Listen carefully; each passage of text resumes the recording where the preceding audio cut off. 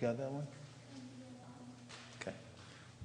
Namo Vishnu Padaya Krishna Preshtaya Bhutale Srimate Bhakti Vedanta Swami Niti Namine Namo Vishnu Padaya Krishna Preshtaya Bhutale Srimate Bhakti Vedanta Swami Niti Namine Namaste Saraswate Deve Gauravani Pracharine Nirvishesha Shunyavadi Paschatya Deshatarine Namaste Saraswate Deve Gauravani Pracharine Nirvishesha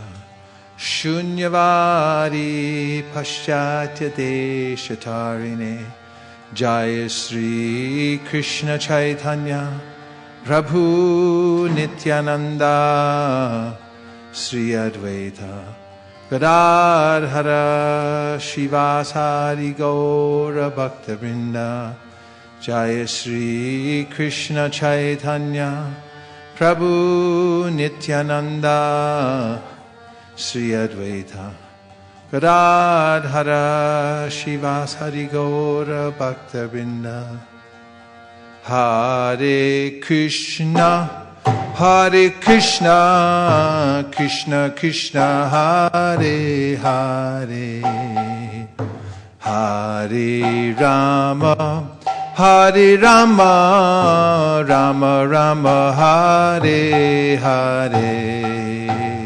Hare Krishna, Hare Krishna, Krishna Krishna, Hare Hare. Hare Rama, Hare Rama, Rama Rama, Hare Hare, Hare Krishna, Hare Krishna, Krishna Krishna, Hare Hare, Hare Rama, Hare Rama, Rama Rama, Hare Hare.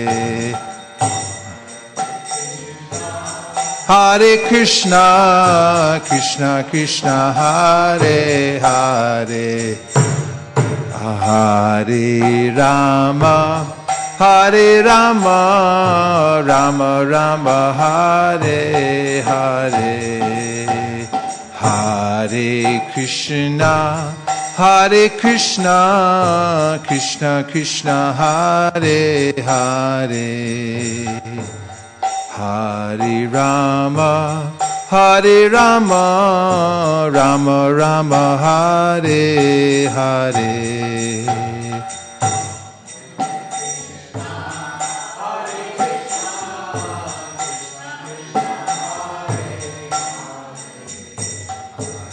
Hare Rama, Hare Rama, Rama Rama, Hare Hare.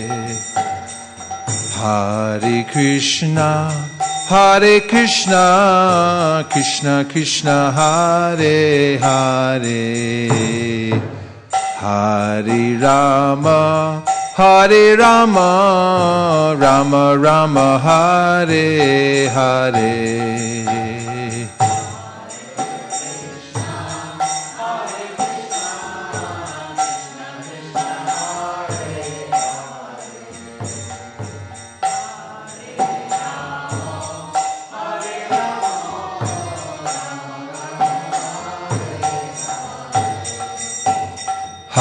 Hare Krishna, Hare Krishna, Krishna Krishna, Hare Hare, Hare Rama, Hare Rama, Rama Rama, Hare Hare, Hare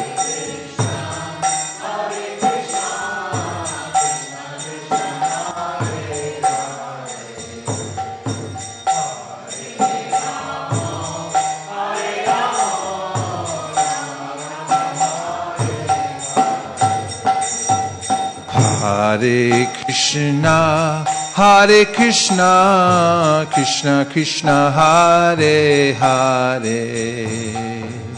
Hare Rama, Rama Rama, Hare Hare.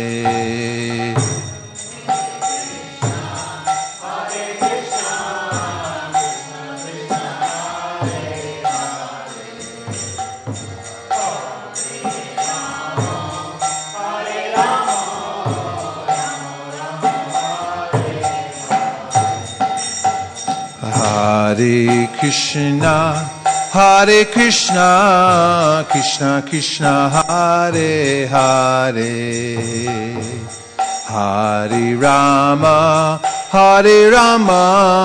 Rama Rama, Hare Hare.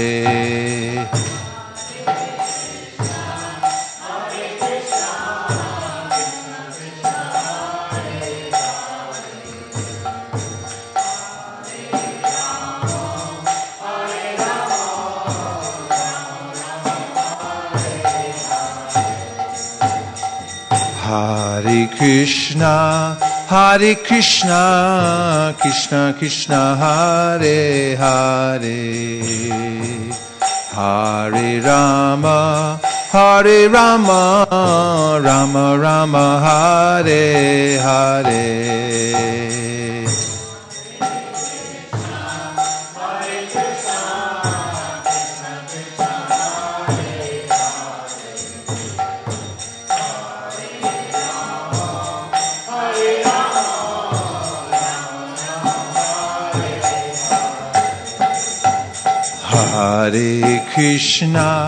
Hare Krishna, Krishna Krishna, Hare Hare, Hare Rama, Rama Rama, Hare Hare.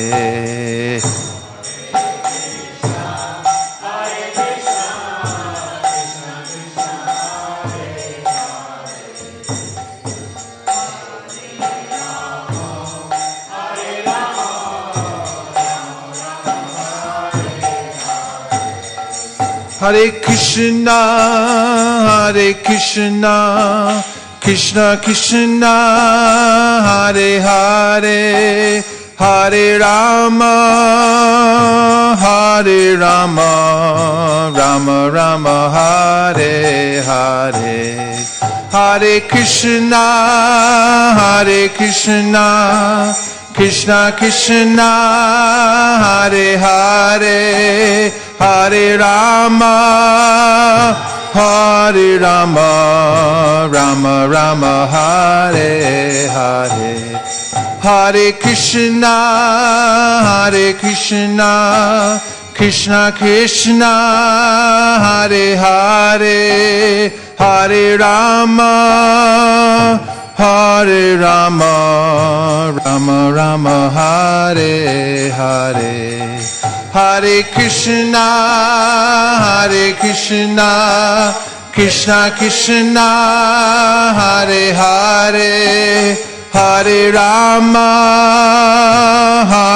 Rama, Rama Rama, Hare Hare. Hare Krishna,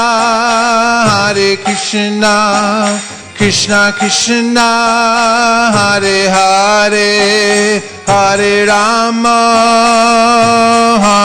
Rama, Rama Rama, Hare Hare. Hare Krishna,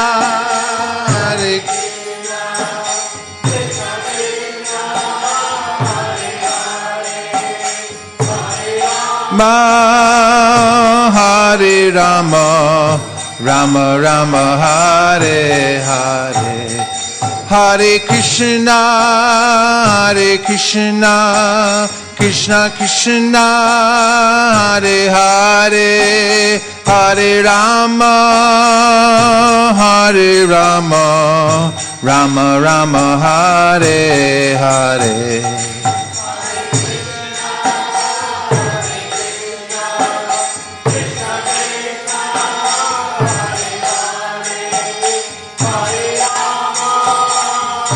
Hare Hare Rama, Rama Rama, Hare Hare, Hare Krishna, Krishna Krishna, Hare Hare, Hare Rama, Rama Rama, Hare Hare.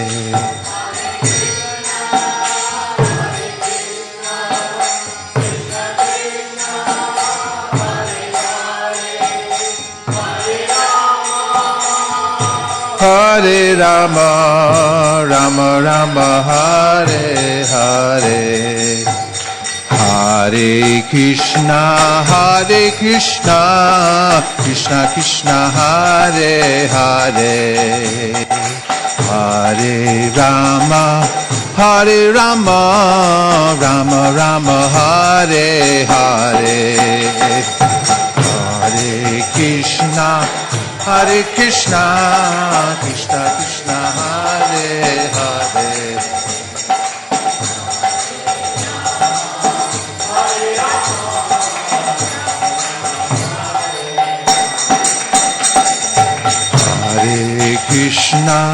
Hare Krishna, Krishna Krishna, Hare Hare, Hare Rama, Rama Rama, Hare Hare,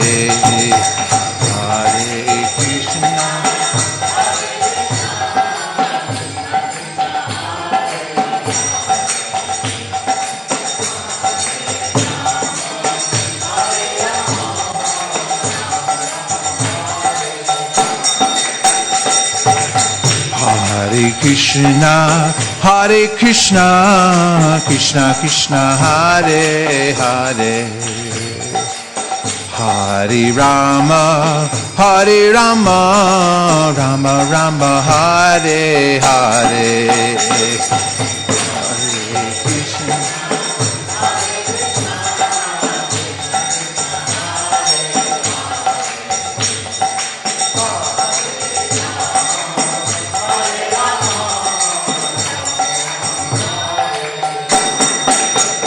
Hare Krishna.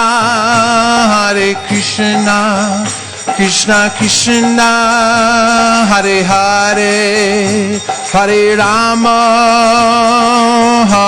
Rama, Rama Rama, Hare Hare, Hare Krishna,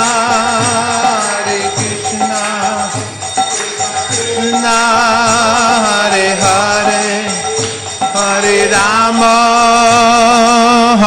Rama, Rama Rama, Hare Hare, Hare Krishna, Krishna Krishna, Hare Hare, Hare Rama, Rama Rama, Hare Hare, Hare Krishna, Krishna Krishna,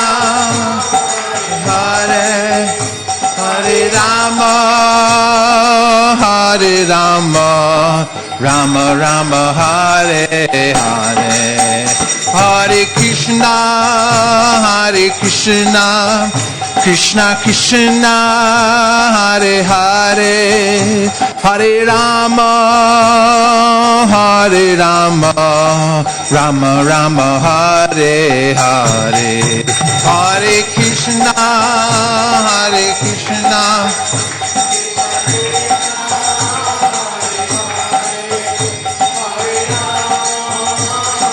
Hare Rama, Rama Rama, Hare Hare, Hare Krishna, Krishna Krishna, Hare Hare, Hare Rama, Rama Rama, Hare Hare, Hare Krishna.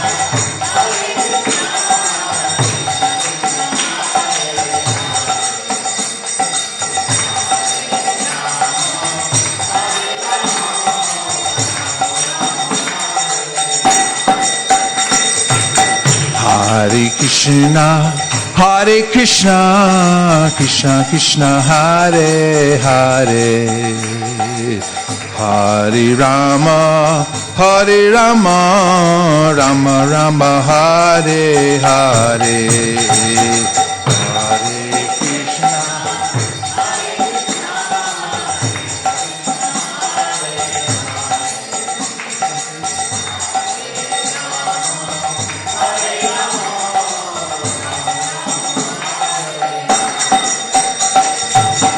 Hare Krishna, Hare Krishna, Krishna Krishna, Hare Hare, Hare Rama, Hare Rama, Rama Rama, Hare Hare, Hare Krishna,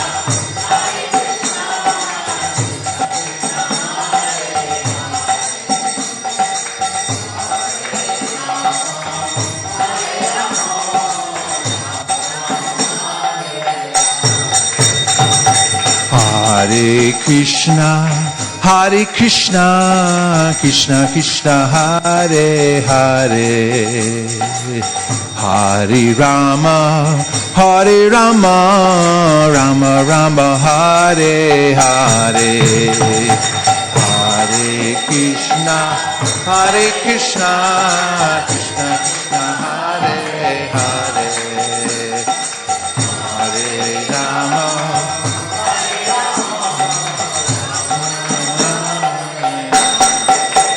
Hare Krishna, Hare Krishna, Krishna Krishna, Hare Hare, Hare Rama, Hare Rama, Rama Rama, Hare Hare, Hare Krishna, Hare Krishna, Krishna Krishna, Hare Hare, Hare Rama, Rama Rama, Hare Hare, Hare Krishna, Hare Krishna, Krishna Krishna, Hare Hare, Hare Rama, Hare Rama, Rama Rama, Hare Hare, Hare Krishna,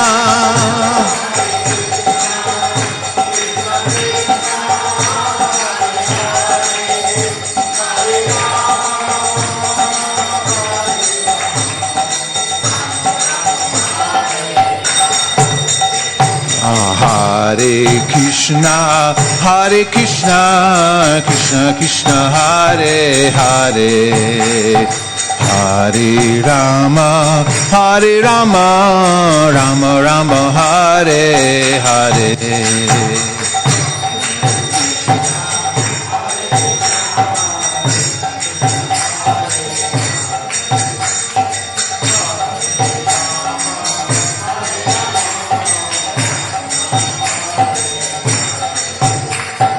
Hare Krishna, Hare Krishna, Krishna Krishna, Hare Hare, Hare Rama, Hare Rama, Rama Rama, Hare Hare,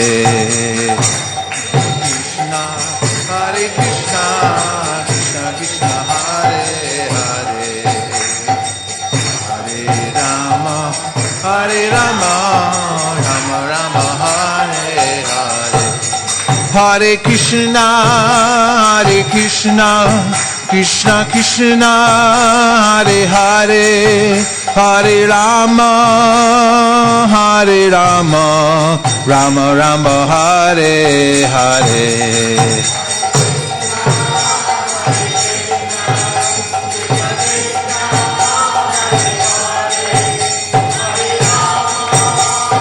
Hare Rama, Hare Krishna, Hare Krishna, Krishna Krishna, Hare Hare, Hare Rama, Hare Rama, Rama Rama, Hare Hare, Hare Krishna, Hare Hare Rama, Hare Hare.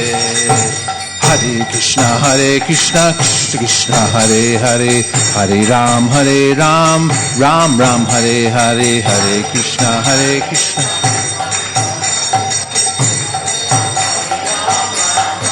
Hare Krishna, Krishna Krishna, Hare Hare, Hare Rama, Ram Ram, Hare Hare.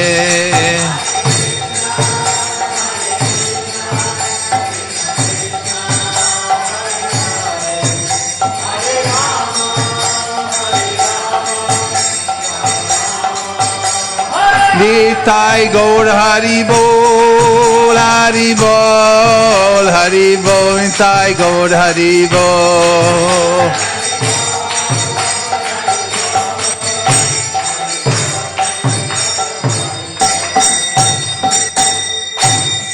Go Premanande!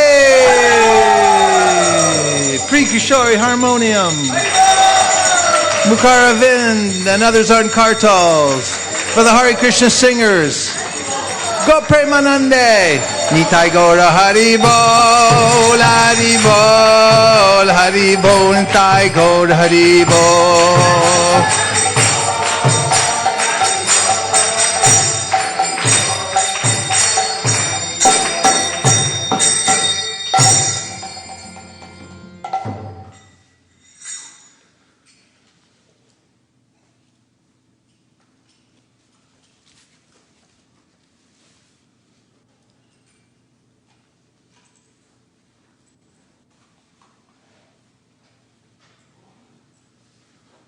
Om Jnanatimirandasya Jnananjana Shalakaya Chakshurun Militam Dena Tasmai Shri Gurave Namaha. Shri Caitanya Manobhishtam Stapitam Yena Bhutale Swayam Rupa Katahmayam Dadati Swapadantikam Vandeham Sri Guru Sri Yuta Padakamalam Sri Gurun Vaishnavamscha Sri Rupam Sagrajatam Sahagana Raghunatham Vitam Tam Sajivam Sadvaitam Sadvadhutam Parijana Sahitam Krishna Chaitanya Devam Sri Radha Krishna Padan Sahagana Lalita Shri Vishakanvitamscha. Hey Krishna Karuna Sindho Dinabandho Jagatpate Gopesha Gopika Kanta Radha Kanta Namostute Tapta Kanchana Gaurangi Radhe Vrindavaneshwari Vrishabhanu Sute Devi Pranamami Hari Priye Vansha Kalpatarubhrascha Kripa Sindhabhi Evacha Patitanam Pavanebhyo Vaishnavebhyo Namo Namaha. Jaya Shri Krishna Chaitanya Prabhu Nityananda Sri Advaita Gadadhara Shivasari Gaura Bhakta Vrinda. Hare Krishna Krishna Krishna Hare Hare Hare Rama Rama Rama Hare Hare. Go Premanande Hari Bol.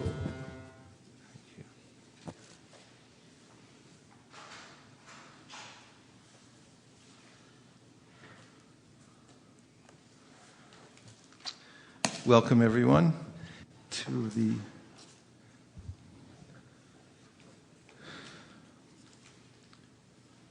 Mandir of Shri Shri Radha Madan Mohanji, Sriman Mahaprabhu, Shri Shri Lakshmi Nrsingadev, where our founder Acharyas is Divine Grace A.C. Bhaktivedanta Swami Prabhupada, under whose lotus feet we have chosen to take shelter. And those of you who are watching online tonight, we welcome you. And to text in questions, comments, you can dial 650-245-7018. That's 650-245-7018. There's also a number on your screen that will show you how to get onto a conference call so that you can speak live into the temple room. And thank you again for joining us tonight. And in the appearance of Lord Caitanya Mahaprabhu, the appearance of the Lord means the appearance of his devotees also, because Krishna never goes anywhere alone. Just as the king always travels with his retinue, similarly the Supreme Personality of Godhead comes with all of his devotees and assistants. And when Sri Caitanya Mahaprabhu appeared 500 years ago, he also caused his devotees and eternal associates to appear in this world. Interestingly, they appeared in many impious places, unlike when Krishna appears. Normally, his devotees appear in holy dhams, but many of the devotees of Caitanya Mahaprabhu appeared in places that were not considered holy places. Of course, because they appeared there, they became holy places. But this is a symptom of his campaign, which was to bring everyone from every part of the world, regardless of their birth or position, into the loving fold of his Sankirtan movement, and to cause everyone all over the world to chant Hare Krishna without discrimination. Sanatana Goswami was from a very respectable Brahmana family at the time, 500 years ago, approximately 527 years ago, several weeks when he appeared. Sanatana Goswami was employed in the government, which was at that time a Muslim government, and he, due to his association with people in the government, was considered by the Brahmana community to be an outcast. He had given up his status in society by working and living in the environment of the Muslim king. Actually, he and his brother Rupa Goswami had become confidants of the king, were actually managing the government at the time because they were so expert. Of course, interestingly, they had been studying Srimad Bhagavatam even before they met Sri Caitanya Mahaprabhu. And Rupa Goswami wrote his famous Hansaduta before meeting Sri Caitanya Mahaprabhu. They also had created at their home a new Vrindavan, which was a replica of Vrindavan. So it wasn't that they weren't acquainted with the Srimad Bhagavatam or Bhagavat philosophy. And of course, esoterically, they were associates of the Supreme Lord in the spiritual world as manjaris, or assistants, who help in the Radha Krishna's pastimes. Be that as it may, Sanatana Goswami and Rupa Goswami were both employed in the Muslim government, and when Sri Caitanya Mahaprabhu came through that area in Ramakeli, they had gone to visit him and had realized that they had been wasting their lives. This is an experience that people have when they meet the Supreme Personality of Godhead or one of his representatives, and that is, oh my, what have I been doing with my life? They have an oh wow experience, and they realize that whatever they have, whatever they've accumulated, whatever status they have, it's meaningless, and that their only desire in life becomes going back to Godhead, making advancement towards the lotus feet of Krishna. So this was the experience that Sanatana and Rupa Goswami had when they met Sri Caitanya Mahaprabhu in Ramakeli. And they went home and began making plans to give up their positions. Now that's not so easy. Someone may have the desire within their heart, but then actually getting out of the entanglement one's in is another question altogether. Because the material nature is unlimitedly entangling. And even though one has the desire, one may have obligations. And Rupa Goswami left first, and apparently it took him some time, maybe up to a year, to take care of his family affairs and everything else. And Sanatana Goswami was left behind with some money, a lot of money, because they were making a lot of money, millions. And Rupa Goswami left that money in the care of a grocer. Apparently at that time, if you wanted to put your money in a safe place, you'd leave it with a local merchant who could hold it for you. So that's what he did. And once he left, he wrote a letter to Sanatana Goswami informing him. It was a cryptic letter. And however, Sanatana immediately understood that he... Actually, to back up a minute, when after Rupa Goswami left, the king came and... Well, first of all, Sanatana Goswami called in sick for a long time. He wasn't coming into work anymore. And said that, I'm ill.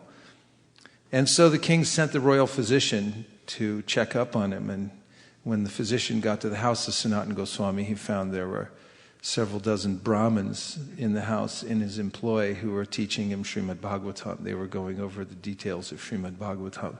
And he went back to the king and said, Sanatana's not sick at all. He's home studying Srimad Bhagavatam. So the king went himself to the house of Sanatana Goswami and said, are you going to work, or are you going to do this Hare Krishna thing? And Sanatana said, I'm doing the Hare Krishna thing. And I don't like my job anymore. I'm not coming back. And the king said, I can't run the government without you. You can't just walk away.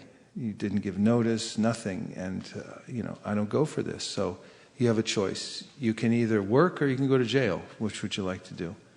So Sanatana Goswami wasn't going to work, so he went to jail. And then the king went off to fight a war. And meanwhile, Sanatana was in jail. And through messages, Rupa Goswami had revealed where the bribe money was. Essentially, that's what it was, to get out of jail. And it was a lot of gold. So when Sanatana was in jail, he negotiated with the jailer in a very expert way. First of all, he told him that you're a very learned man. You're a great saint and a sadhu. And Prabhupada mentions in his purport that this is humorous in a way because actually the jailer typically was not an educated person and not very saintly either. And however, he accepted it. And Prabhupada mentions that when someone's given a position like that suddenly, then generally they take it. And then Sanatana informed the jailer that if you free me, I'm going to Mecca.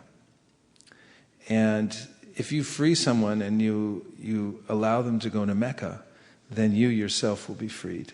And God will look on you favorably. So this was a good argument for the jailer. He was a Muslim and he appreciated this very much. But it wasn't enough because he told Sanatana, look, if I let you go, I'll have a lot of explaining to do. I'll be in trouble. So Sanatana started showing him gold. And he said, nah, can't do it. Still not enough. Then he showed him twice as much gold and he gave him an excuse. He said, look, you tell the king when he comes back that you took Sanatana out to answer the call of nature by the Ganga, and he jumped in with his chains on, and we never found him. And you can have the gold. How about that? And the jailer said, okay. So one night, he went out and he cut the shackles off of Sanatana. And then Sanatana was a political prisoner, escapee, and he had to hide himself.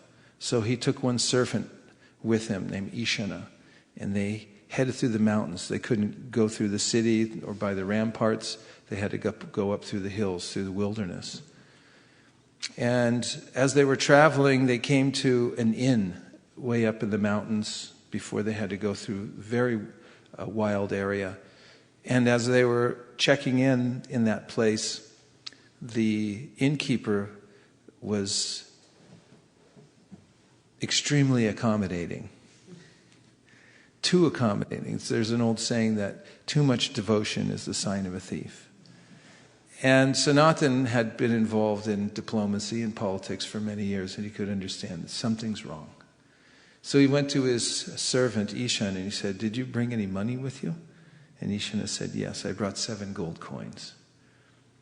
And unbeknownst to Sanatan or Ishana, there was a mystic also staying in that inn. Palm reader, kind of a psychic person. And he could understand when Sanatan arrived that these two were carrying a sizable amount of wealth. And they were ruffians. And they had planned to kill Sanatan in the middle of the night and take whatever he had and just throw the body somewhere. No one would know the difference because they looked like they were on the run anyway. So, understanding that something was wrong, Sanatan asked his servant, he said, "Give me the money you have." So Ishana handed over the 7 gold coins. Sanatan went with them like this to the innkeeper and said, "You take these." And the innkeeper said, "Oh, this is amazing because we were just about to kill you for them. You've saved me from this sinful act." He said, "This mystic here had told that you had 8 gold coins." And Sanatan said, "All I ask is you get me through the wilderness so I can escape and go the other way. I can't obviously travel by the ramparts." And so he agreed, and the man took Sanatan and Ishana through the wilderness, and then when they came to the other side, Sanatan turned to his servant Ishana and said, "I think you have some balance." And Ishana said, "Yes, I have 1 more gold coin." Sanatan said, "You keep it, you go back. I'm going on alone." And so he bid everyone farewell. At that time, he was without money, and he was wearing just a simple torn quilt on his back. And he became happy. It's mentioned in this verse, which always impresses me, that at that moment when he turned his back on everything, as mentioned later by one of the biographers of the 6 Goswamis, Srinivasacharya, he wrote, "Tyaktva turnam ashesha mandalapati shrenim sada tuchavat." That's the Sanatana and Rupa, the other Goswamis. Most of them came from very aristocratic backgrounds, especially Sanatana and Rupa. They were wealthy, they were in the thick of the most aristocratic society. And Tyakva Turnam Ashesha Mandalapati. Immediately they gave it up. And how? What was their mood? Tuchavat. Tuchavat. Everyone say Tuchavat. As if it was just insignificant. Like Tuchavat. And now he was traveling by himself with nothing, going towards Lord Caitanya Mahaprabhu, and all his fear went away, and all his anxiety went away. He was simply happy. So this is a nice indication.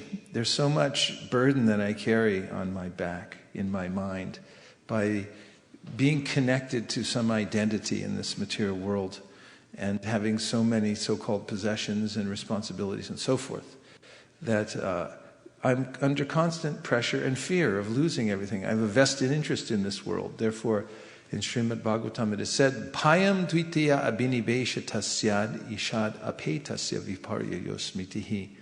The living entity who's eternally a servant of Krishna and is now in an adverse condition, his mind and heart are filled with fear because of being disconnected from Krishna and Krishna consciousness. So, went too loud. And so, as he was traveling, Sanatana Goswami then came to a clearing and he saw one of his relatives there, Shrikant. And Shrikant was working for the government also. He was buying horses, expensive horses, so he had tons of gold. And he had spotted Sanatana Goswami actually from a distance, and he went over and They had a conversation. Sanatan told him how he had escaped from jail and so forth. And then Srikant said, you should stay here and get cleaned up, get some proper clothes, and then you can leave. And then Sanatan said something also very telling. He said, I won't stay for one night, I won't stay for one moment. I'm leaving immediately. This is the mood of somebody who is on their way to Krishna. That avyarta kalatvam is one of the symptoms of someone who's eagerly pursuing Krishna consciousness. They won't waste a second. Please stay overnight. I won't stay overnight. I won't stay for 1 minute. I'm leaving right now. I'm going to Lord Chaitanya Mahaprabhu. In whatever condition or whatever it takes, I'm going. And this is necessary to have this kind of intention. Krishna says in the Bhagavad Gita, Yesham tvantakatam papam jananam punyakarmanam tidvandva mohanir mukta bhajanti mam dhridavrita. That when one becomes free from sinful reactions in one's life, then one develops this firm determination to serve Krishna at all costs. Interestingly, that there are so many reactions. We have so much karma that when leaving this body, there's so much accumulated, so many impressions in our mind, so many experiences we've had in the material world from every direction, and so many known and unknown sins that we've committed that the Shastra says we can't even experience all of that. And Daiva Netrena, there's an arrangement made for the next body so that I can go through and try to become purified again. And whatever impressions I have in my mind and whatever experiences I've had, they come to me as impulses. And Rupa Goswami in his book Nectar of Instruction says, Vacho vegam manasa krodha vegam jihva vegam udarapasta vegam etan vegam yo vishyahe tadhira sarvamapi mampritivim sashishyat. That in order to progress on the path of yoga, one must learn to tolerate these urges that come from all the different senses. And what is the process? One must tolerate, tolerate, tolerate. This is how to become purified. One must tolerate, tolerate, tolerate. Because when one tolerates the urges of the senses and doesn't react to them, then gradually the urges go away. However, if someone acts on them, then they are enlarged, and one's obligated to revisit them over and over again. So Rupa Goswami begins his teachings of Nectar of Instruction by saying you should tolerate all these different urges. And one who can do that becomes a master, a spiritual master, because no longer does he or she have a vested interest in the material world. He's not a slave to the senses. He can follow Krishna and not follow the senses. Most people are obligated to the senses, and they have to follow. So they're slaves. So Sanatan was free. And when asked, stay here for some comfort, get cleaned up, put on some proper clothes, look like a gentleman, then go on, he said, nope, I'm leaving now. Drida vrata. Firm determination. Drida vrat. And so he went on, and he, Varanasi. He went to Varanasi. And there he went to the house of Chandrasekhar. Once he got to Varanasi, he understood Chaitanya Mahaprabhu had arrived there, so he was very joyful. And he went to the house of Chandrasekhar, where Chaitanya Mahaprabhu was staying, and he went and sat outside the house. And Mahaprabhu, being omniscient, told Chandrasekhar, there's a Vaishnav just outside your door, go out and get him. And Chandrasekhar obediently opened the door and looked out, looked around, came back in, and he said, there's no Vaishnav out there. He said, I see a Muslim man, but there's no Vaishnav. Actually, he said, I don't see any Vaishnav. And then Mahaprabhu said, do you see anyone at all? And he said, I just see a Muslim, no Vaishnav. He said, tell him to come in. So Chandrasekhar was a little surprised, but he went and he said, Mahaprabhu's calling you, come in. So Sanatan, who was dressed like a Muslim, he came in, and Mahaprabhu immediately embraced him. And Sanatan and Sri Chaitanya Mahaprabhu both began spontaneously weeping, crying, due to being reconnected. And then, of course, Sanatan was a little shy. He thought, oh, my Lord, don't please touch me. I'm impure, and so forth. And Mahaprabhu was even cleansing the body of Sanatan with his own hands.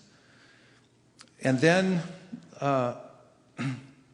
he told Sanatan to go get a shave, get cleaned up.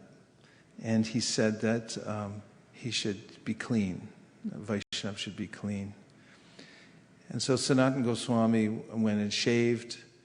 And then he got some cloth from Chandrasekhar, who offered him some nice new cloth, and Sanatan tore it up and wore it in pieces. And then he came back to Mahaprabhu, was very happy to see him cleaned up, but Mahaprabhu kept glancing at this blanket. Actually, he had received this blanket from Srikant. That's one thing he had accepted from his brother-in-law. It was a fancy kind of wool blanket. Apparently it was valuable. And now he was cleaned up, looked like a Vaishnav, but Mahaprabhu kept glancing at the blanket. He didn't have to say anything. Sanatan got the idea. Mahaprabhu doesn't like the blanket. So he went down to the river where people were washing their clothes, and he met this Bengali mendicant. And he said, listen, I got a proposal for you. I'll trade you this for that. And the mendicant had an old torn up quilt. And Sanatan had this really expensive blanket. And the Bengali mendicant said, please, why are you harassing and teasing me like this? Why would you do that? He said, no, I'm serious. I want yours. You take mine. And he said, okay. So they traded. And then when he came back, Sanatan came before Lord Chaitanya Mahaprabhu, who was unlimitedly pleased. And he said that Krishna doesn't want any last vestiges of material desire, material attachment. And he said, just as a physician makes sure that the patient is completely cleared of disease before he releases him. And then Sanatan and Lord Chaitanya Mahaprabhu, lucky for us, they sat down and Chaitanya Mahaprabhu instructed Sanatana Goswami. And his teachings are there within the Sri Chaitanya Charitamrita. And it's very profitable for any devotee to go through those teachings that Lord Chaitanya Mahaprabhu gave to Sanatana Goswami. Just as when Shukadev and Parikshit sat down to talk, everyone wanted to hear the conversation because the conversations that take place between great devotees have to be about Krishna. And according to the caliber of devotee, then you can judge how deep the conversation will go. And that's what Vaishnavas are interested in hearing. These very deep, instructive conversations between the Lord and his devotees, between the Vaishnavas. By that, one can actually understand who is Krishna, because that's who they're talking about, and they have deep realization. So, Mahaprabhu began his teachings, and I'm going to read a few of the verses that in the beginning he gave to Sanatana Goswami and some of the teachings he gave. As he began teaching Sanatana Goswami, he gave an allegory, which is about a poor man who's suffering for want of money and any connections in life, no prospect at all. And then he meets an astrologer named Sarvagya, who's very powerful and can see the man's past and future.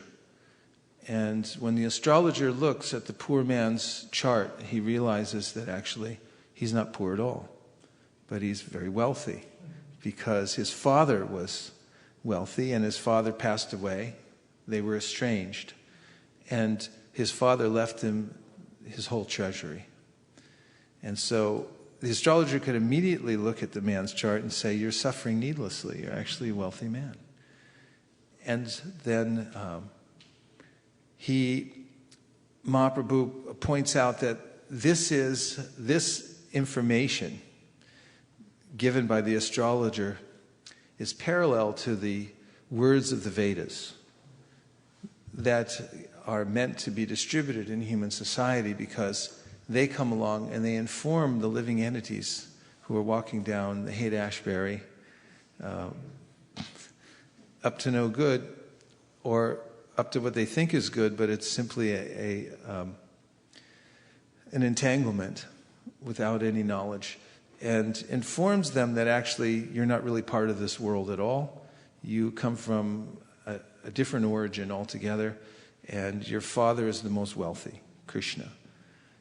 And the Vedas wake up the living entity from this dream of trying to enjoy material life and inform him. And then Mahaprabhu said, but just knowing that you're not part of this world and that your father is the richest person isn't enough.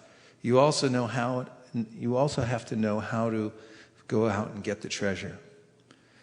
And therefore the astrologer tells the poor man exactly where to find the treasure and how to dig for it as well. And he gives him some warnings about digging on it on various sides that they will lead to obstacles.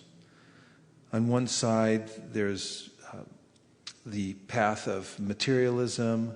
There's the path of Jnanakanda, trying to merge with the Supreme. There's the path of yoga, mystic meditation. One becomes entangled in that. And he warned him against all these other paths. And he said, but on the eastern side, where the treasure is buried, you can dig. And this is compared to bhakti. He said, this is the easy path. This is the sure path. It's the direct path. And if you simply engage in bhakti, then you'll be able to dig up the treasure, and then all your problems are finished. And Mahaprabhu said that when a poor man realizes his wealth, he digs it up, now he can live a happy life. So he said similarly, when one comes in contact with the Vedic knowledge and learns about his relationship with Krishna, and then is engaged in the activities of bhakti, which connect one to Krishna, then one can actually enjoy life. One becomes happy, and one's prospect is beyond imagination, going back home, back to Godhead. Comments, reflections so far?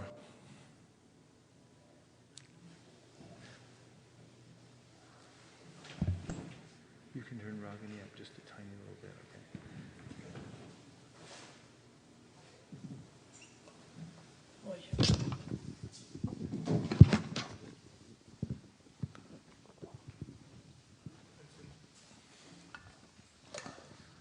Yes, Rasika Shiromani, please. This one struck me. You were saying this is the mood of someone on their way to Krishna. Avyartha kalatvam, they don't waste even a moment. Nice. Yes. And actually that term avyartha kalatvam is mentioned in Caitanya Mahaprabhu's teachings to Sanatana Goswami as one of the symptoms of bhava. One's heart is actually melting in love of God, and one's developing advanced symptoms of love for God. One of those symptoms is avyartha kalatvam. Everyone say avyartha kalatvam. Avyartha kalatvam, which means that one is unwilling to waste even one moment outside of being engaged in Krishna consciousness. This is a sure sign. Yes, Mukaravind. I like the point that when you quoted the Bhagavad Gita 7th chapter 28th verse, like how to become purified. Yesham tu antagatam papam, in which you told tolerate. There is no other way to become purified. Yeah. The way to eradicate sinful reactions, tolerate them.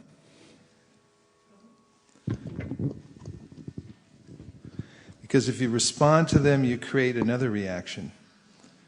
That's interesting. And throughout the Bhagavad Gita, Krishna talks about toleration, how you must tolerate the urges of the senses. Dhiras, one must become dhira, tira, which means that one has the wherewithal to tolerate the urges of the material senses and all kinds of inconveniences in the material world. As a matter of fact, a devotee sees that when inconveniences come, it's past sinful reactions coming, and he tolerates and actually enjoys knowing that they're simply being expended now. They're going away. He has clear perspective. If one thinks that I must be happy in this world, and by some kind of arrangement, I'll become happy. I just need several more air conditioners or something. I find in just running a household that something's always broken somewhere. I notice with rich people, they have a handyman that lives in-house constantly. If you have enough wealth, you can do this, and you can have somebody who just goes around and fixes everything. And that makes it a little bit better, but still it's the nature of the material energy to constantly fall apart. Whatever arrangement we make will not endure in any case. Nice point. Yes. Shraddha Devi Dasi.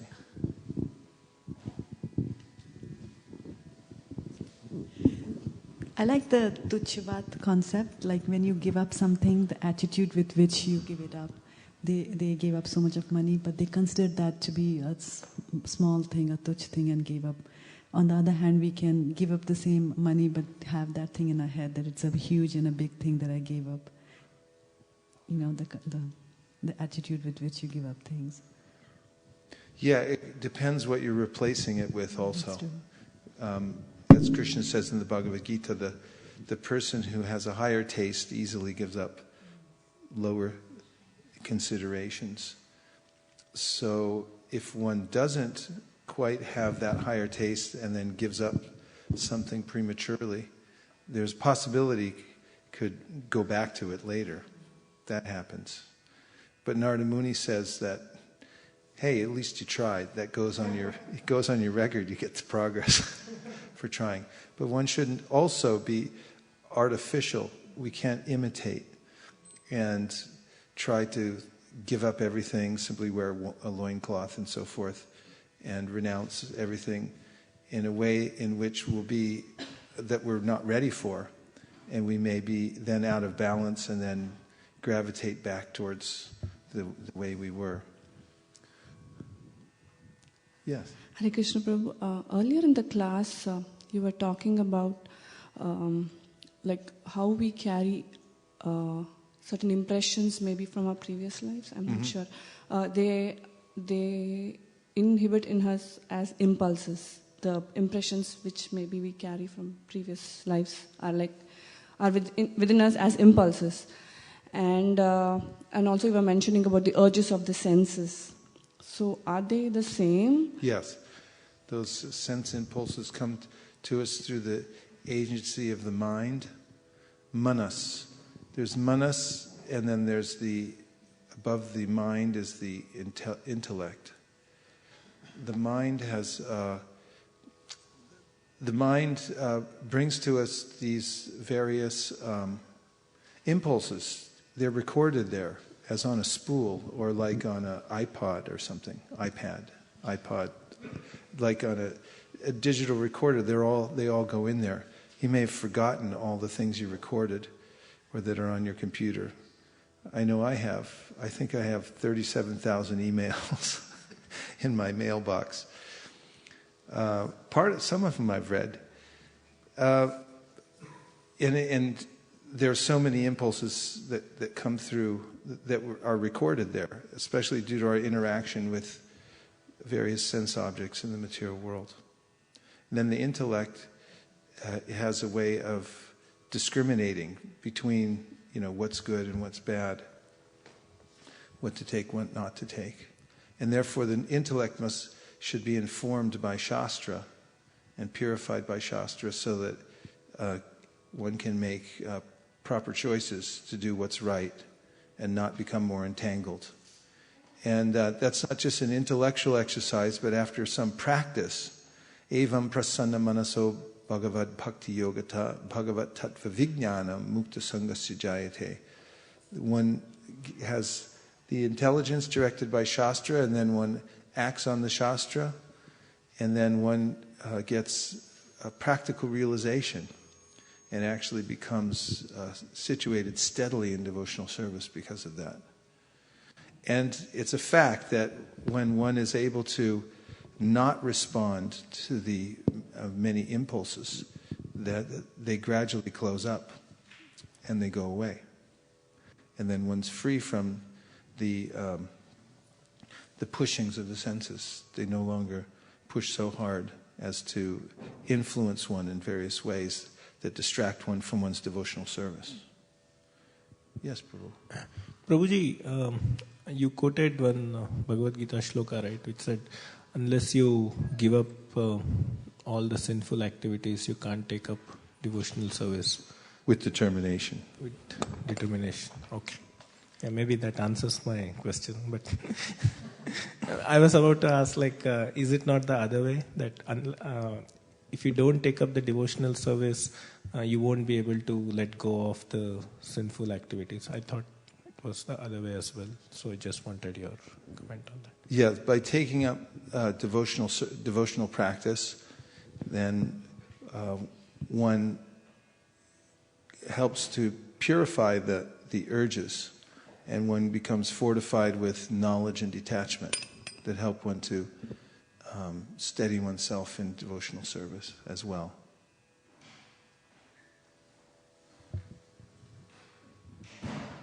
Yes, Malini.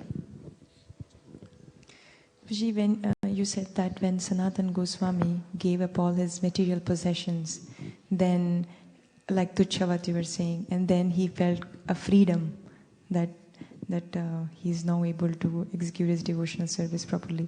But I felt that was exactly opposite in the material world, because you think that the more money or the more possessions that you have, the more you're free to do things that you want to do. But I was thinking that's a good aspiration to have in future, that the day when you give up all your possessions, you can get that kind of freedom which you can aspire for. Yeah, even as one's living in this world and has possessions, one can experience that by engaging them in Krishna's service. Rupa Goswami taught us that we shouldn't push away anything as long as it can be used in Krishna's service. Anasaktasya vishayan yatarham upayunjita nirbandha Krishna sambande yukta vairagyam uchite prapanchika tatya buddhya hari sambandhi vastana mumukshavi prityago vairagyam palgukatyate. It's false renunciation if you have something that you can use in the service of the Lord, but then you renounce it. Our path is not the path of renunciation anyway. But the Goswamis, because they came from these very aristocratic families, it's very much pointed out how they gave those things up and were able to take the life of mendicants very easily. However, it's not our goal necessarily just to give away everything and live without possessions. This is the path of renunciation, which is coveted by the jnanis who are really after liberation from the material world, but the devotees aren't interested in liberation. They're interested in dedication. And when everything that we have, all the possessions that we have, are dedicated to Krishna's service, this was experience the same freedom. Because a problem is when I claim ownership over something, then I have to deal with it. Then it's my problem. And when I dedicate it to Krishna exclusively, then, well, the devotees also have a sense of anxiety in their responsibility for taking care of things for Krishna, but it's different than when one claims it for oneself. Therefore, the devotees have the Ishavasya spirit, that Krishna is the owner and controller of everything. Even recently I read a verse that a devotee sent to me, which was very interesting. I think I sent it out on a Shravanadi Jal. But it was uttered by, I think, Lord Brahma to Prithu Maharaj. Prithu Maharaj had been in great anxiety because he was trying to perform 100 sacrifices. And Indra was famous for performing 100 sacrifices. 100 sacrifices is hard. It's not like the ones we do here that cost $50 and takes 20 minutes to set up. These things were huge. I mean, they took monumental effort and billions of dollars to put together one sacrifice. So they spent all this money, and it was a big deal. It was this process for the age. In any case, Indra had performed 100 sacrifices, and Prithu Maharaj was at 99. He was about to perform the 100th sacrifice. And Indra got envious and was worried that now he's going to surpass me. So he came down to the sacrifice and disguised himself as a sannyasi. And it was a Ashvamedha, a horse sacrifice, so he stole the horse. And he went away with the horse.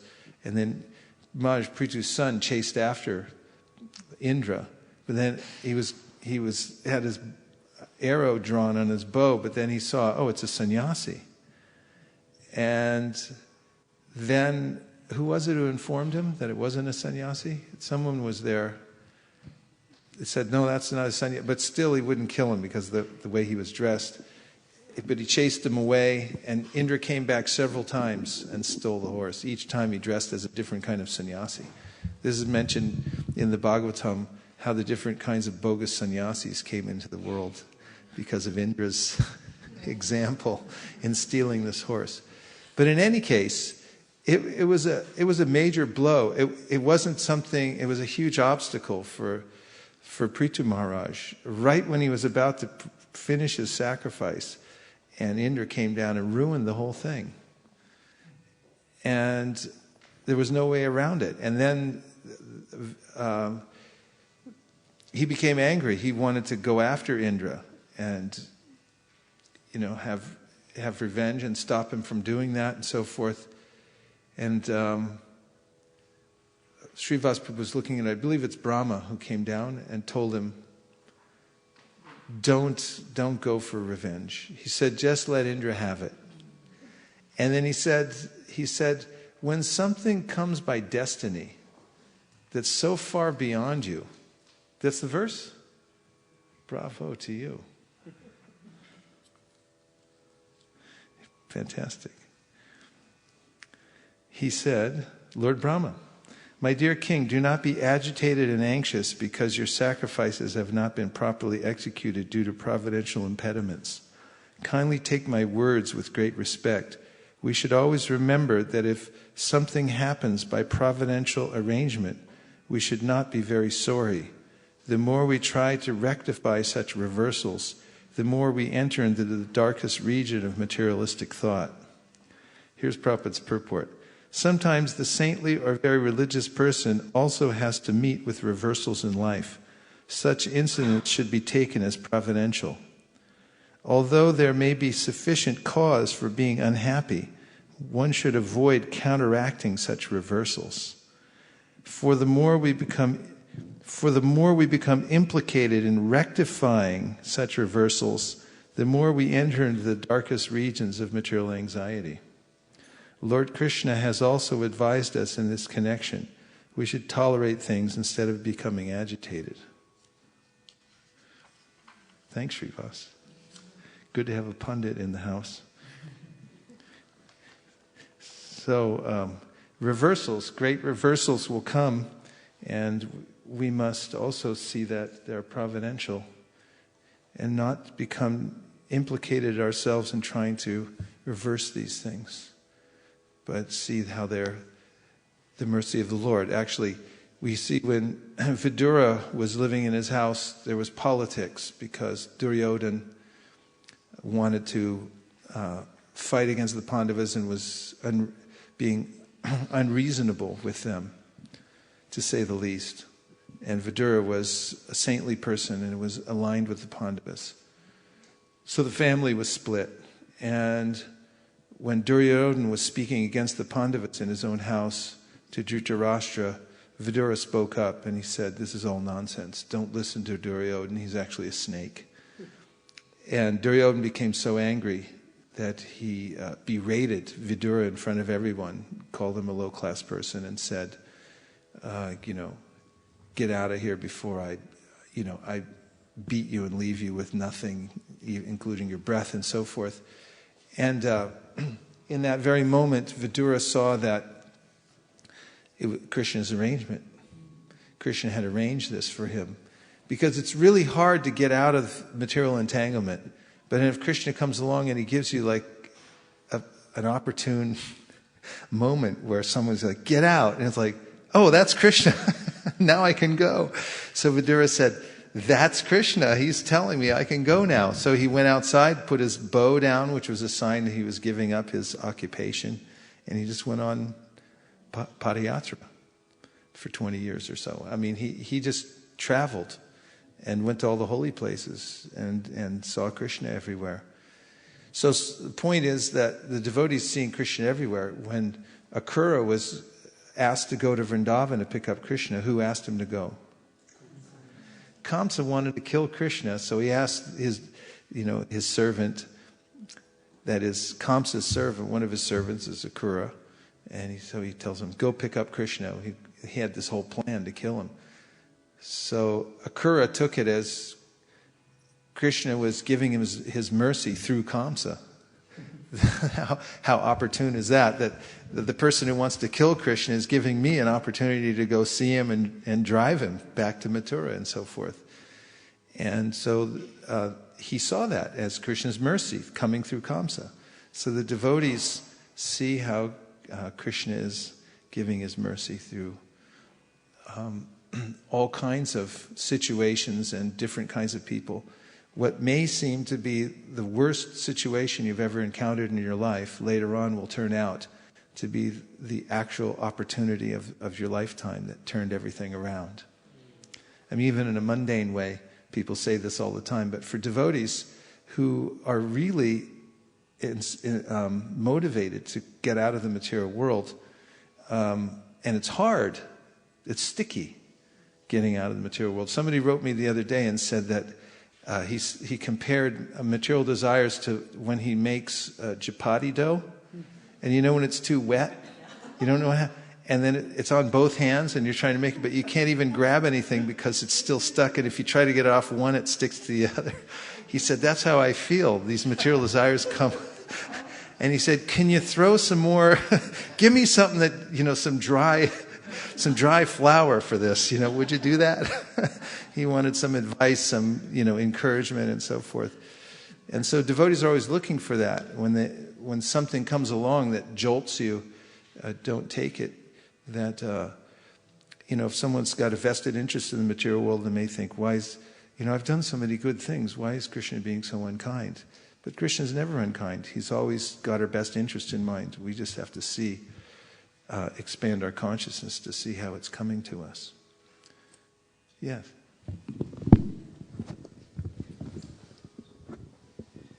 Prabhuji, Indra is a position, I assume, but how come even it's a position, people elevated to that level become jealous at that?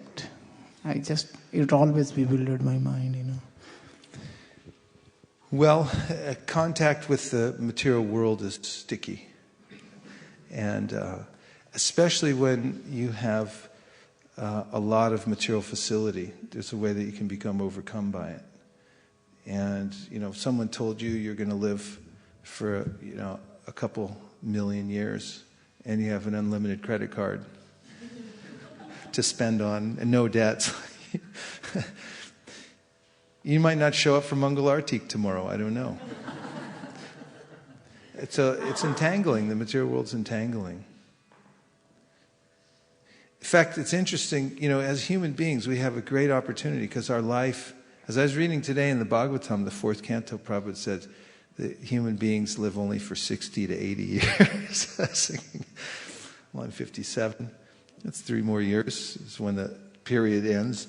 It's very short, actually. It's a really short ride. But one can attain perfection in one life, actually, especially with the mercy of Caitanya Mahaprabhu. Whereas the demigods, even though Brahma is in really a perfected state, Satyaloka is right next to the spiritual world, and Brahma generally goes back to Godhead after he leaves his body. But still, he has to perform his duty for trillions of years. And even though so many other human beings can go back to Godhead, he has to wait till the end of his life. In any case, the material world's tricky. And there are ways in which, by proximity to the modes of material nature, one can overcome. Prabhupada brings up the point that Brahma, Shiva become influenced sometimes because their duty includes monitoring, manifesting. They're actually incarnations of the mode of passion and the mode of ignorance.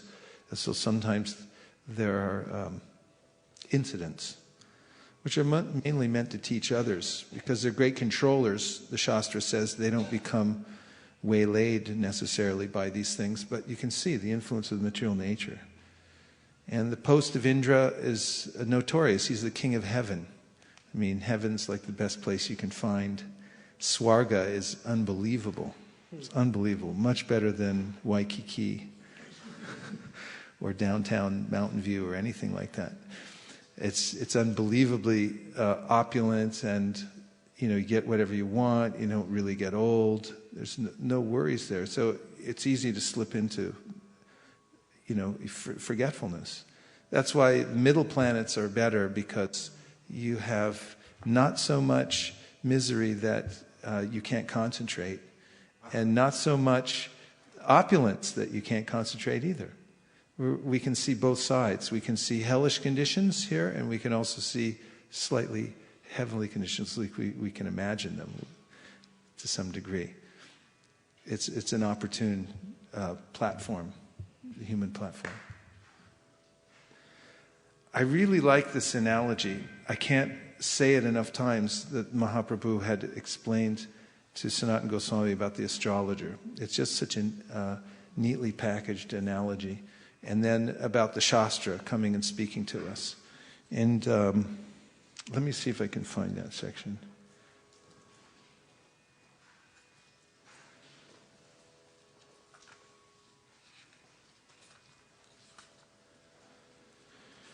Okay, so what is it? 127. Okay, great. Thank you very much. Yeah, before we even get to that, Lord Caitanya tells Sanatana Goswami that what the constitutional position of the living entity is. And what is that constitutional position? What is it? This is vital information. Please tell me. It's the eternal servant of Krishna. So the Vaishnav means one who submits to God, one who is not trying to become God, not trying to connect himself with God's energies so he can do something wonderful in the material energy, but he simply has decided that God is Bhagavan, he's the supreme person, he submits himself. That's a Vaishnav.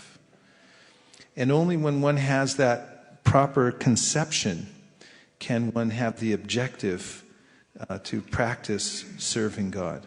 First, you have to have the conception. Because if you have a conception in your mind or your heart that there is no God, or ultimately God is just amorphous energy, then where are you going to get the objective to serve some amorphous energy? It doesn't arise. So what Mahaprabhu was saying was it's vital for people to get this sambandha gyan, or information about our actual relationship with who? With Bhagavan. So according to one's method for investigating the absolute truth, one can come to three different conclusions. Vedanti tattvavidas tattvam yaj jnanamadvayam brahmeti paramatmeti bhagavaniti shadyate. That the Lord is realized in three different aspects according to different paths that one takes, either as impersonal Brahman, or as the localized Paramatma within the heart, or as Bhagavan. But only when one has an inkling that God is the Supreme Person from whom all other energies and all other manifestations of the Lord, including Paramatma and Brahman, emanate, does one get the impetus to actually become an eternal servant and submit oneself. So it's necessary to have that conception, to get that information. There's one devotee was telling me that he never criticizes other devotees or anybody else and when anybody ever does something wrong, he says, oh, they must have not had enough information. Said, oh yeah, they didn't have enough information. Like they didn't get the memo. So there's a way that everyone's walking around without enough information. They're lacking information. So Mahaprabhu comes along and he says, your only problem is you're lacking information. And the information's there in the Vedic literature, and it's meant to be distributed so one can get it and then have this idea, this conception of the Supreme Personality of Godhead. Then, Jivera Swarupoi Krishnera Nityadas. It is the living entity's constitutional position to be an eternal servant of Krishna because he is the marginal energy of Krishna and a manifestation simultaneously one with and different from the Lord, like a molecular particle of sunshine or fire. Krishna has three varieties of energy. Here's Srila Prabhupada's purport to that verse. Srila Bhaktivinoda Thakur explains these verses as follows. Sri Sanatana Goswami asked Sri Caitanya Mahaprabhu, who am I? In answer, the Lord replied, you are a pure living entity. You are neither the gross material body nor the subtle body composed of mind and intelligence. Actually, you are a spirit soul, eternally part and parcel of the Supreme Soul, Krishna. Therefore, you are his eternal servant. You belong to Krishna's marginal potency. There are two worlds, the spiritual world and the material world, and you are situated between the material and spiritual potencies. You have a relationship with both the material and spiritual world. Therefore, you are called the marginal potency. You are related with Krishna as one and simultaneously different. Because you are spirit soul, you are one in quality with the Supreme Personality of Godhead. But because you are a very minute particle of spirit soul, you are different from the Supreme Soul. Therefore, your position is simultaneously one with and different from the Supreme Soul. The examples given are those of the sun itself and the small particles of sunshine and of blazing fire and the small particles of fire. Another explanation of these verses can be found in the Adi Lila, chapter 2, verse 96.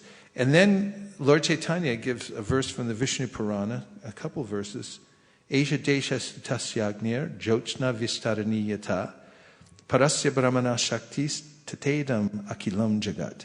This is a beautiful analogy in one little neat verse from the Vishnu Purana that says, just as the heat and light come from a fire, and these are its energies, so similarly this entire universe is the emanation of the energy of the Lord. And in the Sri Upanishad we hear, Om Purna Madak Purna Midam Purnat Purna Mudachate. How perfect is this material creation? Unbelievably well designed, beyond the imagination. I was just watching outside my window from my kitchen every day. There's a persimmon tree. It's the last tree with any fruit on it anywhere in the yard. And it's a stark contrast to the gray skies because those persimmons are a very particular color. And they hang down, the leaves are gone, and all that's left is those persimmon-colored orbs hanging in the sky. And I'm counting the different living entities that come and visit the tree. There are crows, and then there are all different types of smaller birds, and then the squirrels. They all climb up on the tree, and they're eating the persimmons. And I was just thinking, I think every time I see that, what a perfect arrangement in nature. There's enough for the whole neighborhood, practically. The squirrel takes them, and he I don't know how he carries them, but I saw one walking across the power line from where my house is across the street, carrying a persimmon in his mouth. And then he perched himself on the top of a fence, and he just turns it around and around and around and just sort of, eating away. He ate half of it, and then he came back around, and he left the other half on outside of my porch. And he came back the next day to pick it back up again. Yeah, I left it right over there. There it is. And I was just thinking how everyone's being fed. Also, with those crows, they're following Chaturmasya all year long. Because, in Chaturmasya, there's a vow people take where they don't eat with their hands. They only eat once a day. They put the food on the floor, and then they eat with their hands behind their back. And I watched the crows. They're eating the persimmon with their beak, and saying, "You don't have any hands. How are you going to eat that?" It's like following Chaturmasya. But everyone's being fed, and it's there's just a perfect arrangement everywhere in nature for the living entities to be taken care of. It's Purnam. It's completely perfect. And these are just the external energies of the Lord.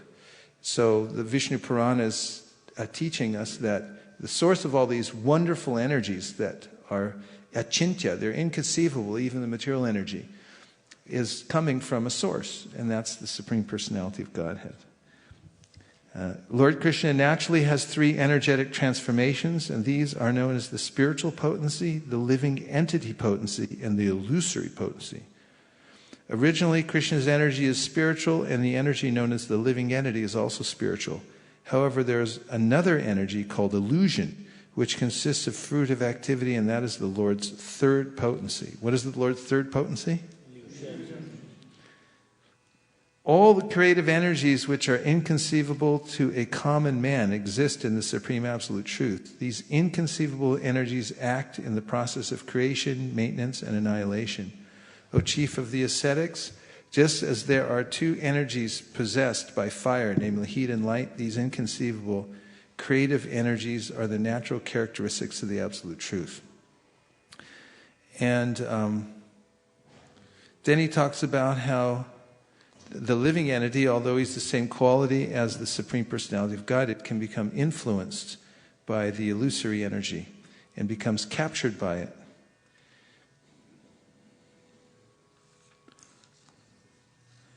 And this is a problem. Krishna buli she jeev anadi bahrumuk ataiva maya tari deha sangshara duk. Everyone knows duk, right? And this is where it comes from. Forgetting Krishna, the living entity has been attracted by the external feature from time immemorial. Therefore, the illusory energy, Maya, gives him all kinds of misery in his material existence. In the material condition, this is Caitanya Mahaprabhu directly teaching Sanatana Goswami. So he's giving these basic teachings. And very important to note how Sanatana Goswami approached Lord Caitanya Mahaprabhu. He knew 7 or 8 languages perfectly, was a great scholar. And when he approached Caitanya Mahaprabhu, he said, "I don't know anything. I'm a complete fool. I didn't even know who I am." And others say that I'm a scholar and I even believe them. That's how foolish I am. He said, but I don't, he said, "Who am I? And why am I suffering? Please tell me." And so this is an example how one should approach a teacher for spiritual knowledge. Actually, any teacher, but especially when one wants to become knowledgeable about Krishna. Krishna says in the Bhagavad Gita, "Tadvidi pranipatena pariprashnena sevaya upadakshanti de jnanam jnaninas tattvadarshina." That 3 elements should be there if you want to learn about the Absolute Truth. What are they? Pranipatena, service. Definitely service should be there.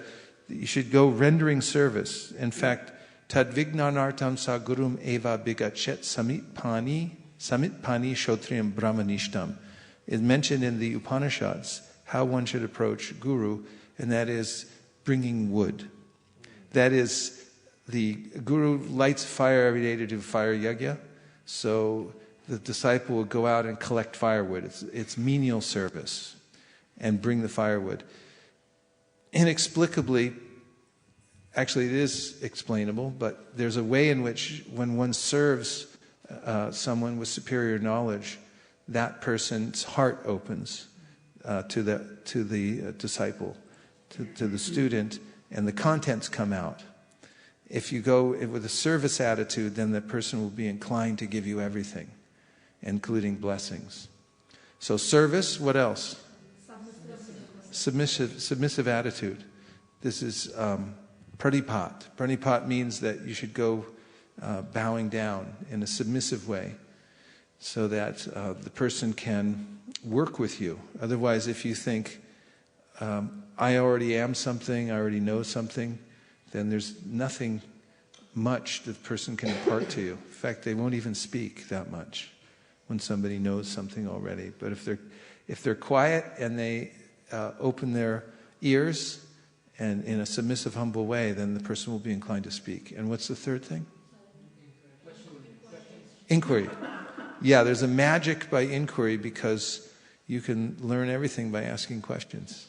And the Shastra says, ask questions. Ask the best questions you possibly can, and then you can get the answers to those things. So these are, although this verse is so common, and we may hear it over and over again, if you concentrate on these three elements, you'll advance in spiritual life. Approach somebody who knows, and then employ these three elements, which are submission, service, and inquiry. And then you can get everything. And that's what Sanatana Goswami did when he approached Caitanya Mahaprabhu, even though he was such a learned person. He said, I don't know anything. I don't even know who I am. Please just teach me from the very beginning, whatever you want to say. So Lord Chaitanya Mahaprabhu is giving this basic information about how the living entity is an energy of God, but he's fallen into the illusory potency. And this verse tells about how one becomes saved from that process. If the conditioned soul becomes Krishna conscious by the mercy of saintly persons who voluntarily preach scriptural injunctions and help him to become Krishna conscious, the conditioned soul is liberated from the clutches of Maya, who gives him up.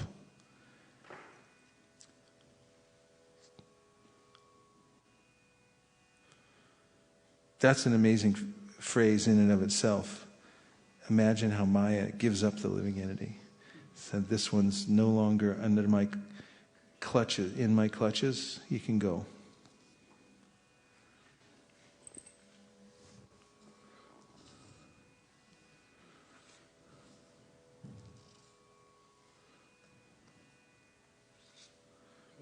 Yes.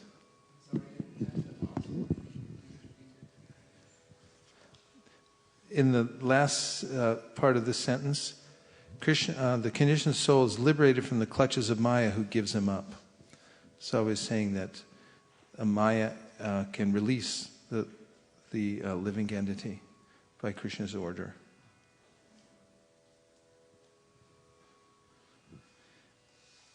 And you can see the importance of disseminating this information, because otherwise there's no other hope. And in this section, Caitanya Mahaprabhu tells Sanatana Goswami that the living entity doesn't automatically come out of illusion, but one has to intervene. And that intervention, he said, Srila Vyasadeva has made the Vedic literature specifically to make that intervention. So by giving the spiritual knowledge, the Vedic literatures give information about the living entity's eternal relationship with Krishna, which is called Sambandha. The living entity's understanding of this relationship and his acting according to it is called Abhideya. Returning home back to Godhead is the ultimate goal of life and is called Prayojana. How is everyone so far? Okay? All right. So, then he tells the story of the astrologer, And Mahaprabhu says, by the words of the astrologer, the poor man's connection with the treasure was established. Similarly, the Vedic literature advises us that our real connection is with Sri Krishna, the Supreme Personality of Godhead. So, Savagyera Bhakye Muladhan Anubandha. Savagyera means the astrologer, Vakye, by the assurance. So he spoke these words. The astrologer spoke the words to this poor man. Muladhan, with the treasure. He made his connection. Mula means to meet, right? To connect. Muladhan. He says, translated here, with the treasure. Anubandha. Connection is Anubandha. So, Sarvagnera Bhakye Muladhan Anubandha. So he makes the poor man makes the connection with the treasure because of what? Vakye, the words of the astrologer. So he's an authority, and he knows what he's doing. So he comes in and he tells him, you're not actually poor, you're actually rich. So Mahaprabhu says, Sarva Shastre Upadeshe Sri Krishna Sambandha. All the Vedic literatures, Sarva Shastre Upadeshe, instruct Sri Krishna, Lord Sri Krishna, the Supreme Personality of Godhead, Sambandha, the central connection. So this is the Shastra, is especially the Vaishnava Shastra, is giving this information that Krishna is Krishna Mata, Krishna Pita, Krishna Dhana Pran. He's your mother, he's your father, he's the wealth of your life. And just by getting that information from an authoritative source, then one can become free. Just as the astrologer frees the other man. Mahaprabhu says, although being assured of his father's treasure, the poor man cannot acquire this treasure by such knowledge alone. Therefore, the astrologer had to inform him of the means whereby he could actually find the treasure. The astrologer said, the treasure is in this place, but if you dig toward the southern side, the wasps and drones will rise and you will not get your treasure. If you dig on the western side, there is a ghost who will create such a disturbance that your hands will not touch the treasure. If you dig on the northern side, there is a big black snake that will devour you if you attempt to dig up the treasure. However, if you dig up a small quantity of dirt on the eastern side, your hands will immediately touch the pot of treasure. Purport. The Vedic literatures, including the Puranas, state that according to the position of the conditioned soul, there are different processes, karma kanda, jnana kanda, the yogic process and the bhakti process. Karma kanda is compared to wasps and drones that will simply bite if one takes shelter of them. Jnana kanda, the speculative process, is simply like a ghost who creates mental disturbances. Yoga, the mystic process, is compared to a black snake that devours people by the impersonal cultivation of kaivalya. However, if one takes to bhakti yoga, takes to what? Bhakti yoga. He becomes quickly successful. He becomes what? Quickly successful. In other words, through bhakti yoga, one's hands touch the hidden treasure without difficulty. So, this is a very nice analogy to remember, that these shastras are authoritative voice speaking to us and teaching us exactly how to touch the treasure. And just think how valuable it is when we meet people who are wandering in the material world, not expecting to get out, not even thinking about it, and you place in their possession one of these literatures, which are specifically designed to inform the hapless living entity in the material world that you have a treasure waiting for you, you're just missing it. And when people become frustrated after many lives of trying to arrange for some kind of happiness in the material world and then becoming jnanis and trying to liberate themselves from the material world, Krishna says, Bahunam janmanamante jnanavam mam prapadyate vasudeva sarvamiti sa mahatma sudurlabha.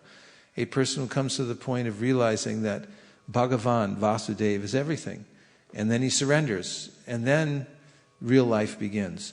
Other than that, and Prabhupada's pointing out here in these purports, unless one gets that relationship with Bhagavan, then the likelihood of slipping down from that position and coming back to the material world is very great, because only that relationship is satisfying enough to keep the living entity engaged in blissful activity.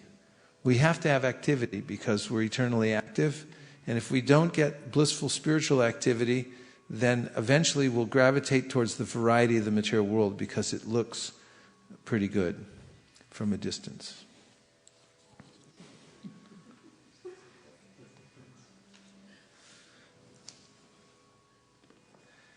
And then he gives evidence about bhakti from the Shastra that concludes that the devotional service is the only means for approaching the Supreme Personality of Godhead.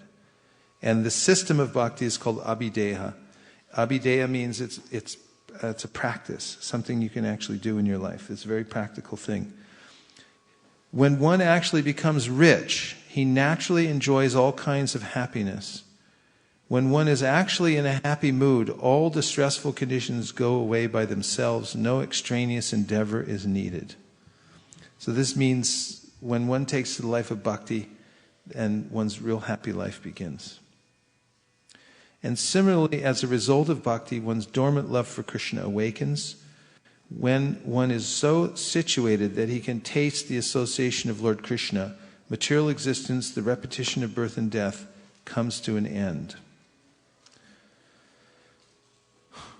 So, as he goes on explaining the power of the Vedic scriptures, he, meaning Lord Caitanya Mahaprabhu, in his instructions to Sanatana Goswami, then tells him about the different incarnations of Krishna. And there's a whole science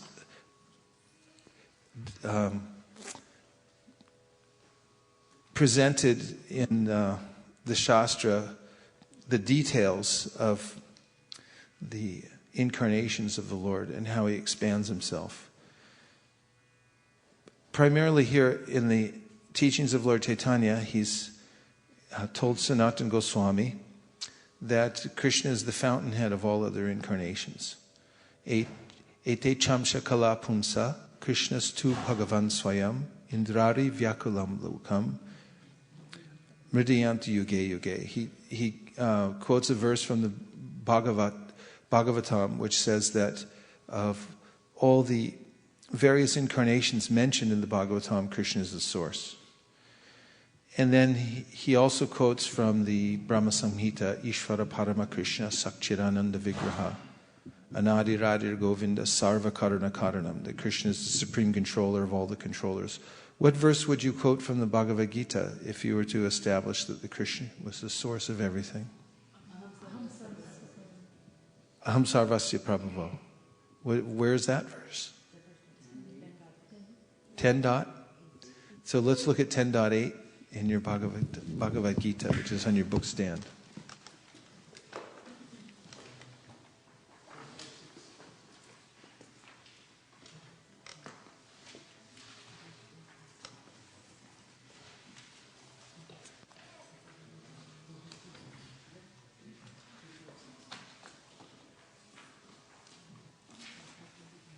I'll say, please repeat. Aham sarvasya prabhavo matak sarvam pravartate iti matva bhajante mam bhutabhava samanvita. Translation: I am the source of all spiritual and material worlds. Everything emanates from me. The wise who perfectly know this engage in my devotional service and worship me with all their hearts. So when one comes to this knowledge that Krishna is the source of everything, then one can fully give oneself in devotional service to the Lord. Caitanya Mahaprabhu delineated the science of Krishna's various incarnations, and it's rather detailed. He goes into explaining how Krishna first expands himself into Balaram, and he also explains how Krishna has kinds of expansions of himself that are identical with himself. Can someone give an example of expansions of Krishna that are identical to him? Balaram's not identical. Balaram is the same as Krishna, only he's different color. And he wears different clothes and things like that. So he's not identical. So what is an example from the Srimad Bhagavatam of Krishna expanding himself into identical forms? Srivas Pandit was saying it, but then he doesn't want to take the microphone. Krishna in Dwarka. Krishna in Dwarka. So what happened in Dwarka? He married 16,108 wives and he expanded simultaneously into 16,108 forms. So it wasn't that he had to wait, that each wife had to wait 16,108 days to see Krishna to come to her house or her palace. Actually, he didn't have any of these little houses like they're here in Silicon Valley, but he had a palace for each one of his wives, right? And he had identical forms in each one of the houses. I mean, the different forms were doing different things. And this was proved when Narada went around to the 16,108 palaces. Narada Muni went to Dwarka, and he visited Krishna in his various palaces. So in one place, Krishna was playing with his kids. They were riding on his back. Another place, he's talking to Uddhava about strategy. Another place, he's consorting with one of his wives and so forth. And this isn't, yogis can expand themselves also, but it's like a mirror image. You see the same person there doing the same thing. So Narada Muni knows that trick because he's a mystic yogi also. But when he went to Dwarka, he saw that Krishna had expanded himself into identical forms, but they were all performing different pastimes. And then when he would leave the palace, he'd leave the palaces, and all of the 16,108 different Krishnas would merge into one. And then he would go off and do whatever he did for the day. His various pastimes outside the palaces. And then we come back to the palace, he'd expand into 16,108. And so this is one of the examples of Krishna's expansion. What's another one from the Bhagavatam where Krishna expands himself identically? Brahma Vimohana Lila. He expands himself into the cowherd boys, so and the cows, but they're not the same form as Krishna. I'm asking for times when Krishna expands himself into identical Krishna forms. The Rasa Lila. So the Rasa Lila, Krishna expands himself, and every gopi thinks Krishna's dancing directly with me. Of course, Caitanya Mahaprabhu did this also at Ratha Yatra, because when he was performing his dancing pastimes, everyone thought he was interacting with them directly. And he had a way of manifesting himself equally. So Mahaprabhu gives these two examples of some of the ways Krishna manifests himself identically. And then he gives the example of another manifestation, Krishna expands himself into Balaram. And then, what are some of the expansions from Balaram? They're described as the Chaturvyuha. And the Chaturvyuha is Pradumna, Sankarshan, Pradumna, Aniruddha, and Vasudeva. Vasudeva, Sankarshan, Pradumna, and Aniruddha. And they're called Chaturvyuha. So these are another kind of expansion, different category of expansion of Krishna, one of his incarnations. And those Chaturvyuha expansions have other expansions. In fact, the Chaturvyuha expands many, many times, but their primary expansions of the Chaturvyuha they expand 24 times. Then there are other incarnations of Krishna which are different in form from him, but they are considered incarnations of Krishna. What are some of those? Which one? Yeah, Mohini is a Leela avatar, and then there are different categories of incarnations, like there are Shaktivesh avatars. Shaktivesh avatars, examples are Narada Muni. Narada Muni is a living entity, but he's specifically empowered by Krishna, and he has a special kind of Shakti. What's that Shakti? Bhakti Shakti. And then there are the four Kumaras, who are mentioned as Shaktivesh avatars. They're empowered incarnations of Krishna, but they're living entities. And what is their Shakti? Jnana Shakti, wisdom.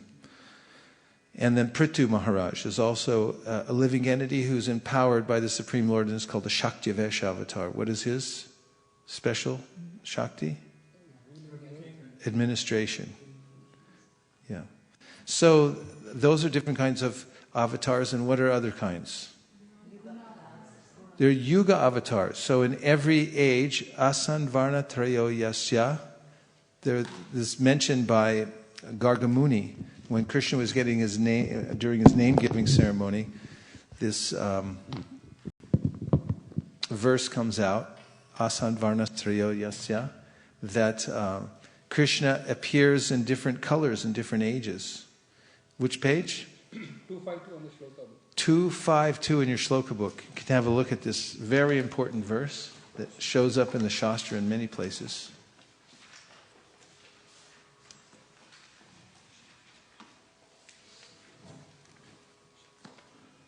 "252. I'll say, please repeat.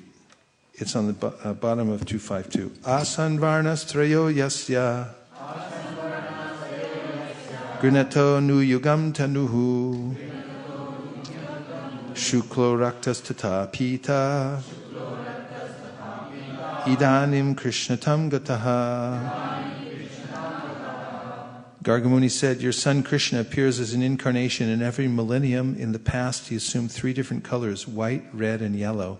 And now he has appeared in a blackish color. In another Dwapara Yuga, he appeared as Lord Ramachandra in the color of Shuka, or parrot.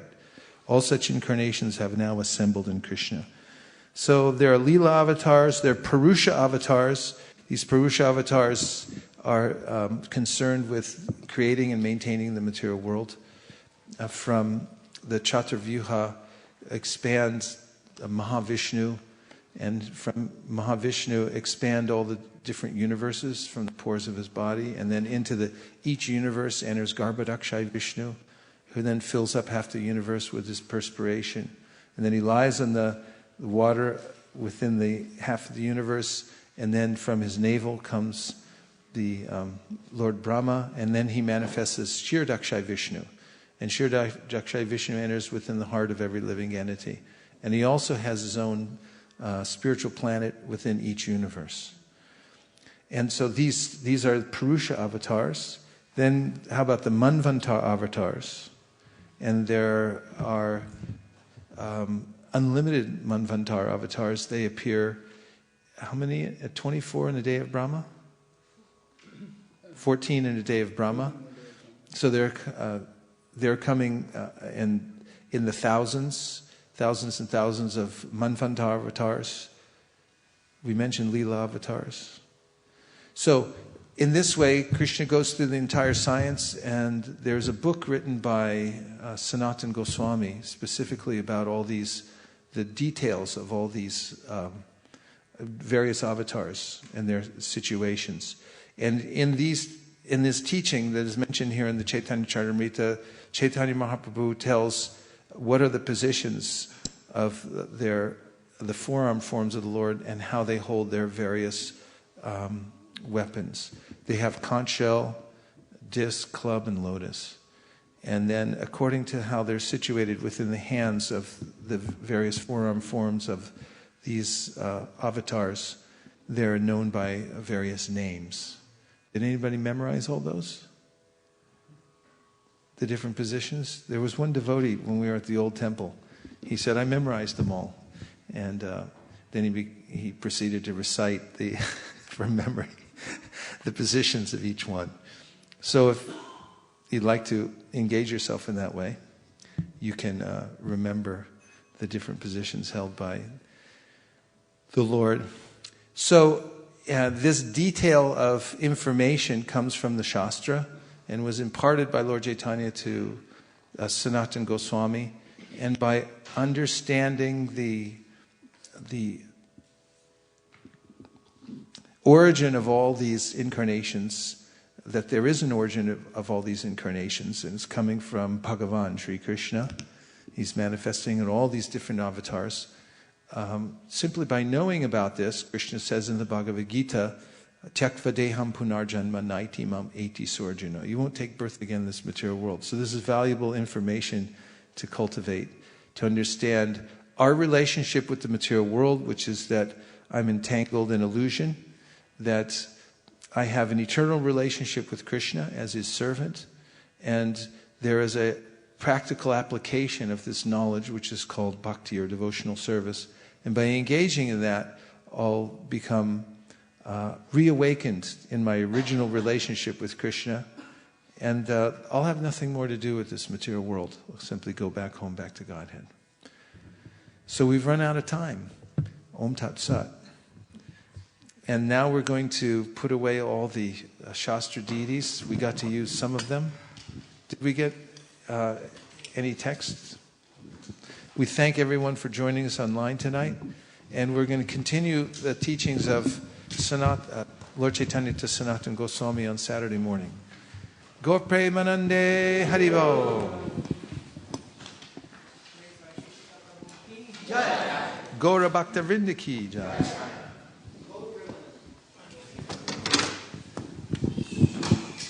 Oh, that was quick. Yeah.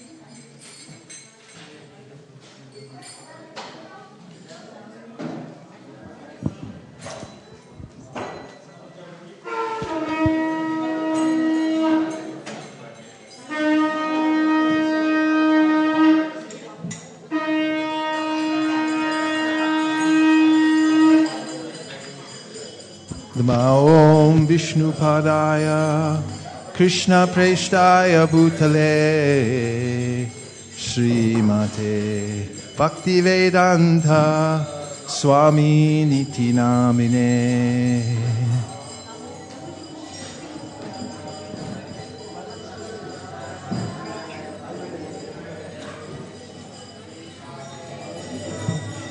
Anta Swami Niti Nam. Namaste Saraswate Deve Gauravani Pracharine Nirvishesha Shunyavadi Paschatya Deshatarine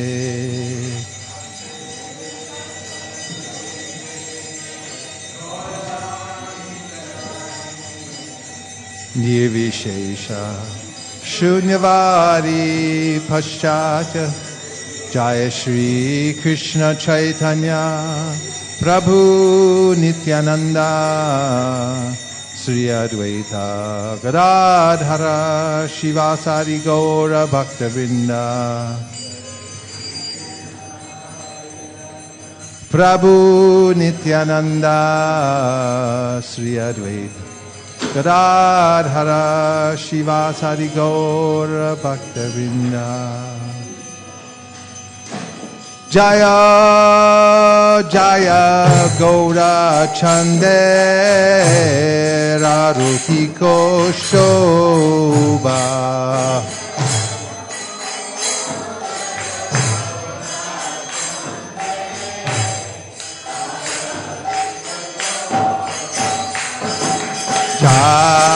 navitatavane Jagamanaloba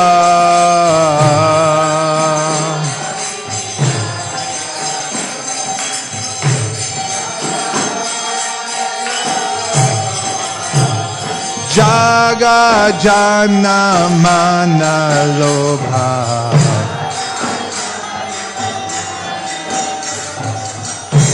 Jaga Jana Manalobha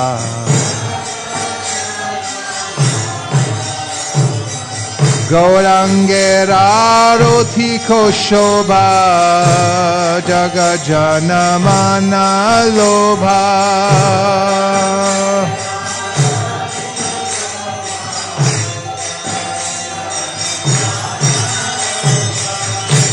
Gaurangera Rothik Shobha Jaga Jana Manalobha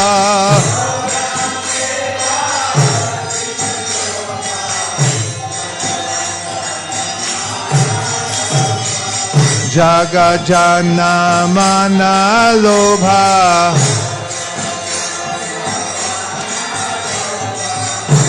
Jaga Jana Manalobha Hari Bol, Hari Bol, Hari Bol, Sai Gaur Hari Bol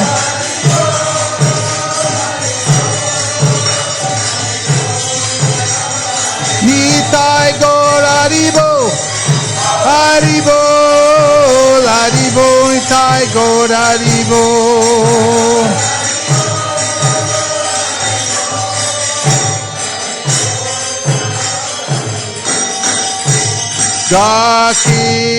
Dakine Nitai Chan Bamega Dadhara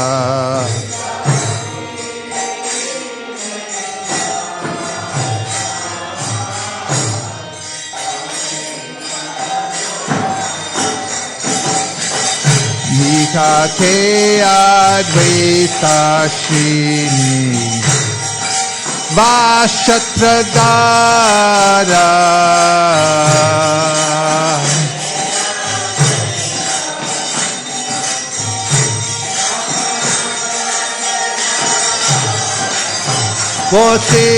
Bote Ache Gaurachan Ratna Singhasane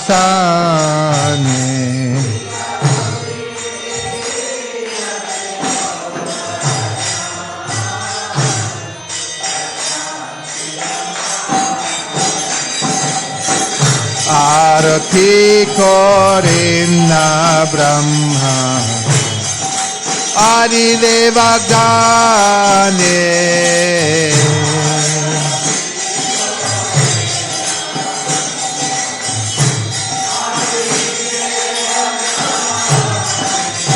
Nara Hari Hari Kori Chamara Dhulaya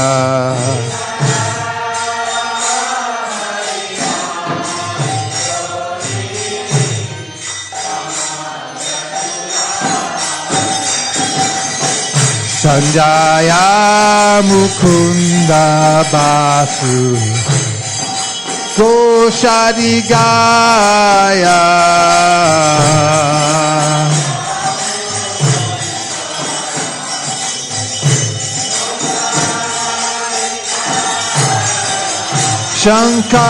Shankar Baje Ganta Baje Baje Karatala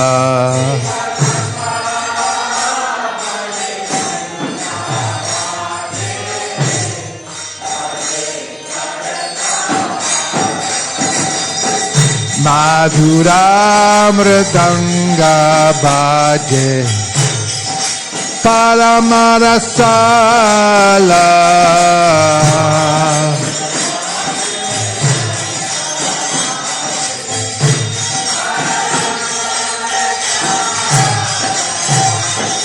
Madhur, Madhur, Madhur Bhaje.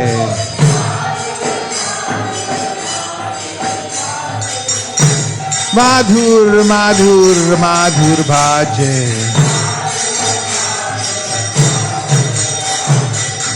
Shankha Bhaje, Ganta Bhaje. Madhur, Madhur, Madhur Bhaje.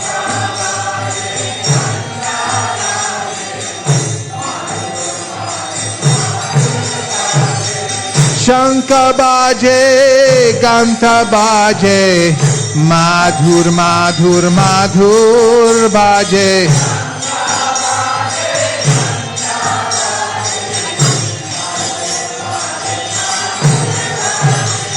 Madhur, Madhur, Madhur Bhaje.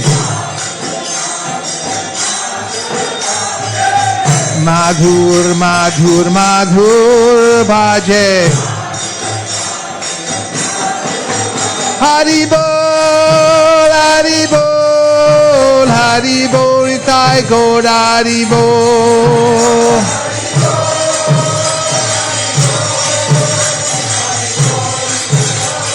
Nitai Gaur Hari Bol, Hari Bol, Hari Bol, Nitai Gaur Hari Bol.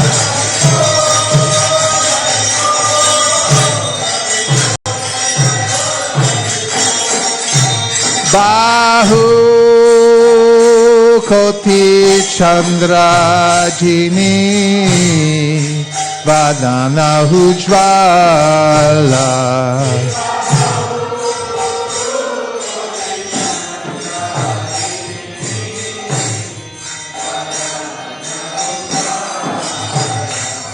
Bahu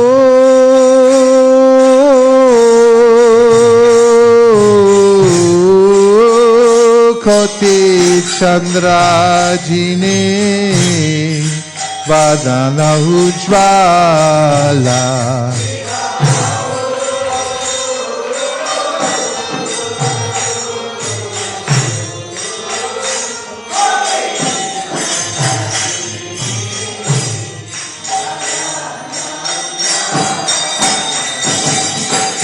Kala Deshe Banamala Kore Jalamala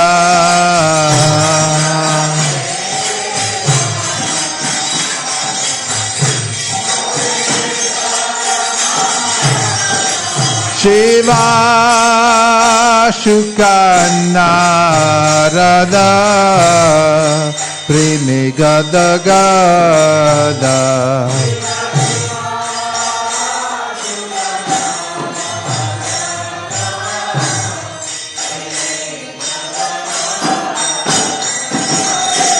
Bakati Vinoda Deke Gaurara Sampada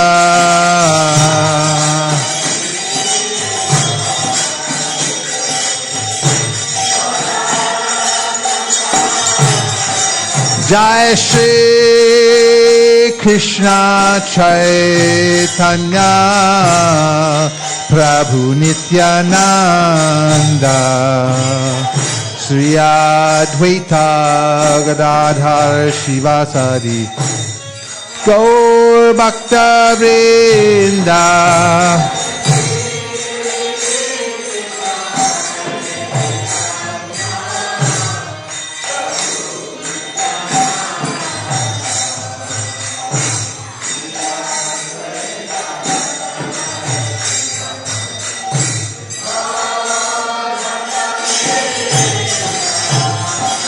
Shri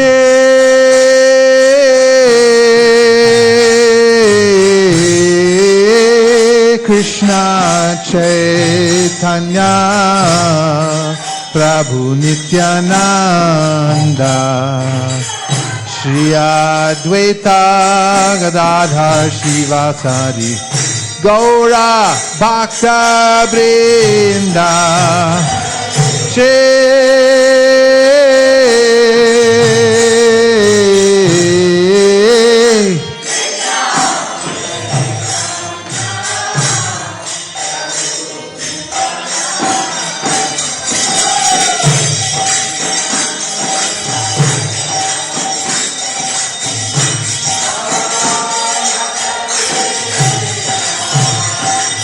Hare Krishna,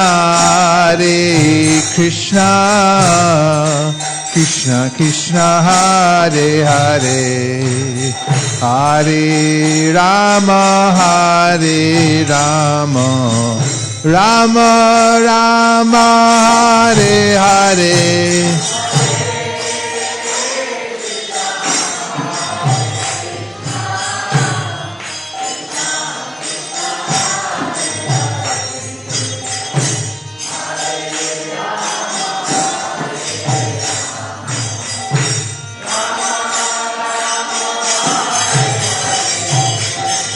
Hare Krishna, Krishna Krishna, Hare Hare, Hare Rama, Rama Rama, Hare Hare.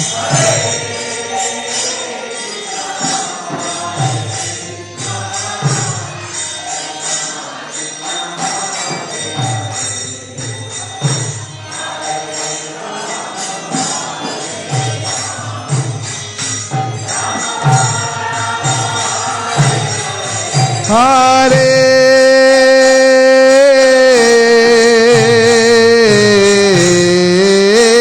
Krishna,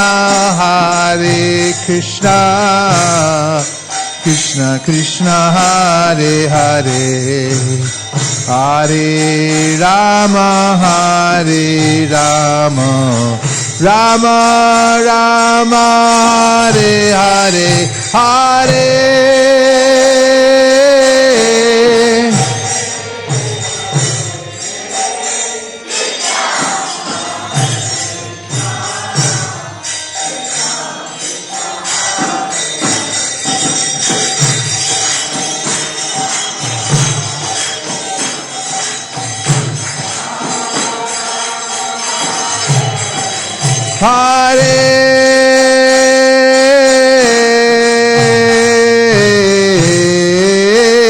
Krishna,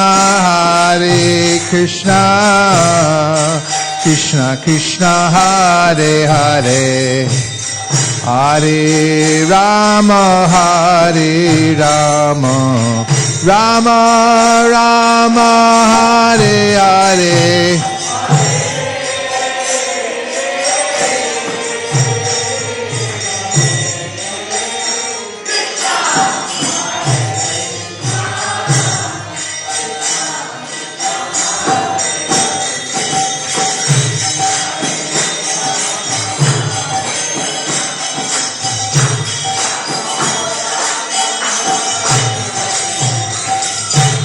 Hare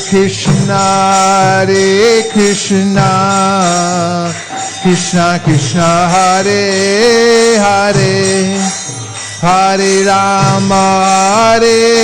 Rama, Rama Rama, Hare Hare.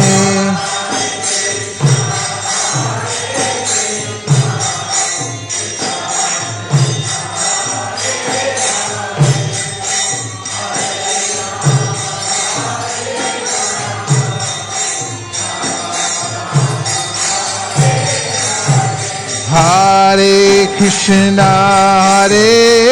Krishna, Krishna Krishna, Hare Hare, Hare Rama, Rama Rama, Hare Hare.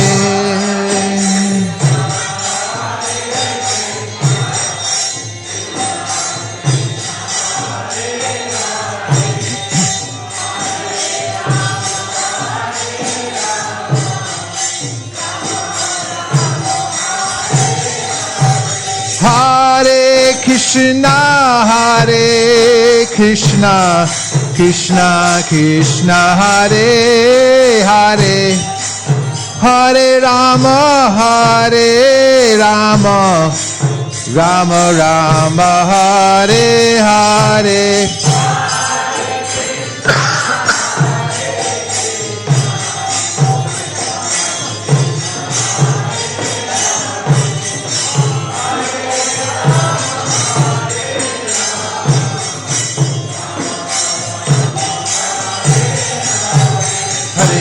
Krishna Krishna Krishna Hare Hare Hare Ram Ram Ram Hare Hare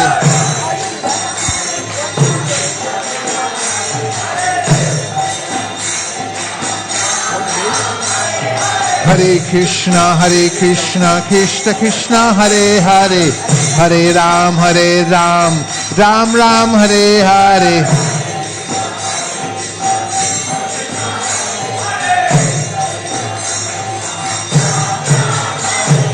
Hare Krishna Krishna Krishna Hare Hare Hare Ram Ram Ram Hare Hare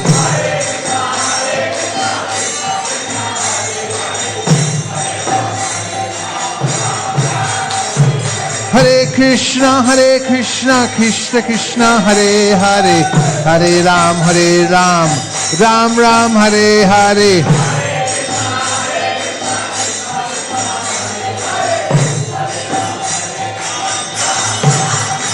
Hey Nitai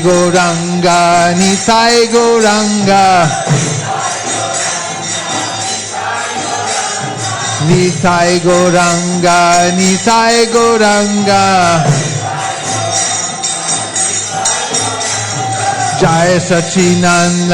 Jai Sachinandana Jai Sachinandana Gaura Hare Jai Sachinandana Gaura Hare Gaura Hare Gaura Hare Gaura Hare Gaura Hare Jai Sachinandana Gaura Hare Jai Sachinandana Gaura Hare Hare Krishna Krishna Krishna Hare Hare Hare Ram Ram Hare Hare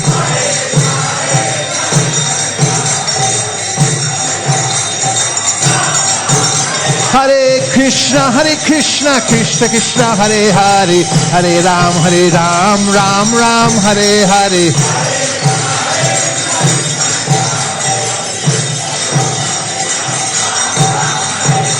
Hare Krishna Krishna Krishna Hare Hare Hare Rama Rama Hare Hare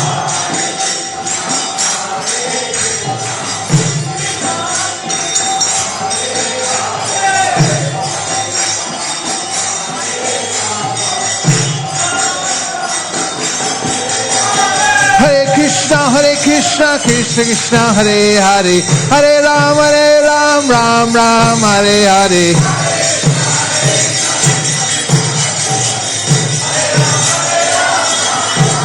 Hare Krishna Krishna Hare Hare Hare Ram Ram Hare Hare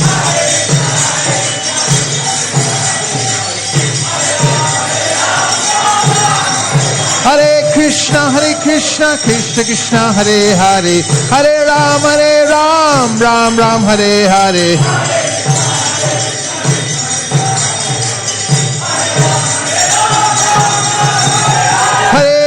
Hare Krishna Krishna Hare Hare Hare Ram Ram Hare Hare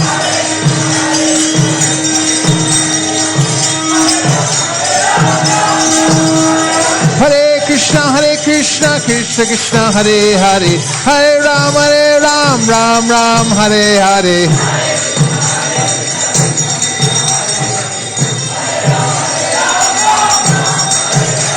Krishna Krishna Hey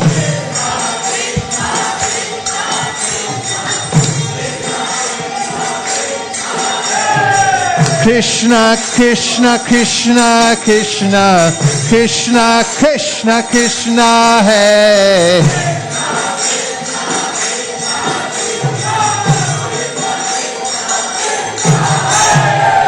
Krishna, Krishna, Krishna, Krishna, Krishna, Krishna, Rakshamam.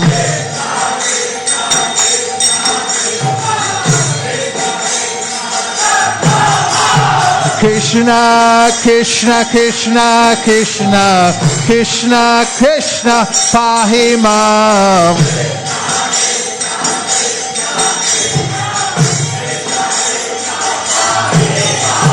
Rama Raghava, Rama Raghava, Rama Raghava, Rakshamam.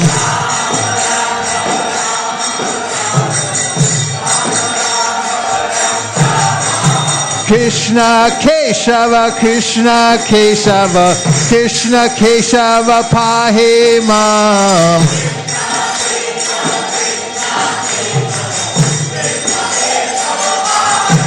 Hey, Hare Krishna, Krishna Krishna, Hare Hare, Hare Ram, Ram Ram, Hare Hare.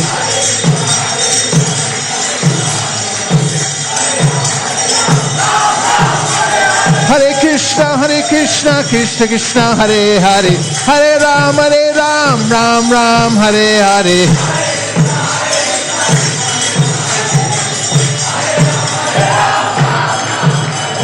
Hare Krishna, Krishna Krishna, Hare Hare, Hare Ram, Ram Ram, Hare Hare.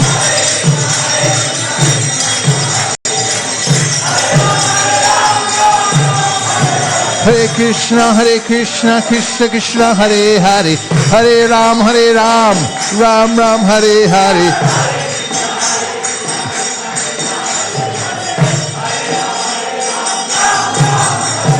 Hare Krishna, Krishna Krishna, Hare Hare, Hare Ram, Ram Ram, Hare Hare.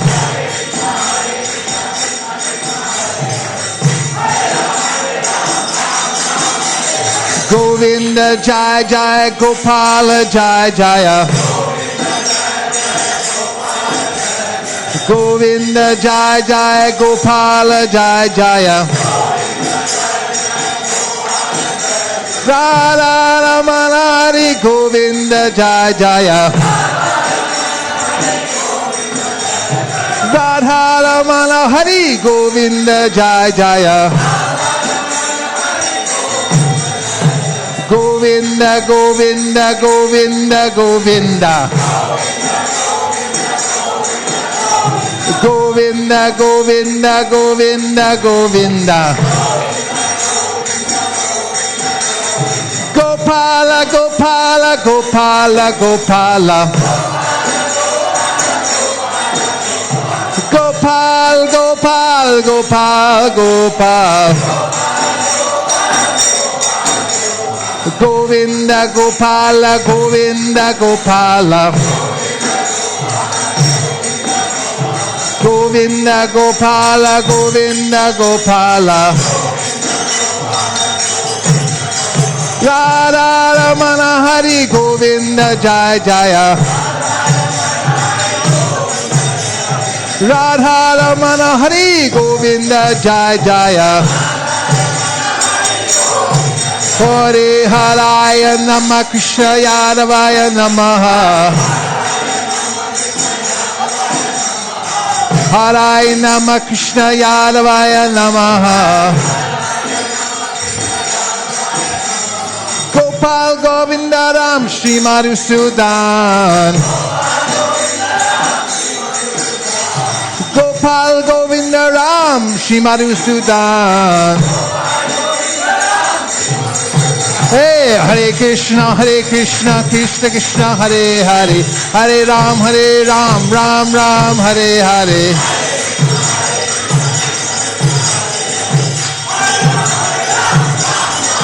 Hari Bol, Hari Bol, Hari Bol, Nitai Gaur, Hari Bol.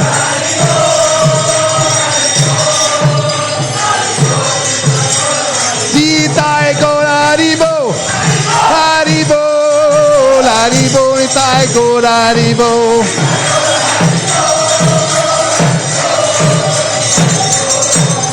Nitai Gaur, Haribo, Haribo, Haribo, Nitai Gaur Haribo.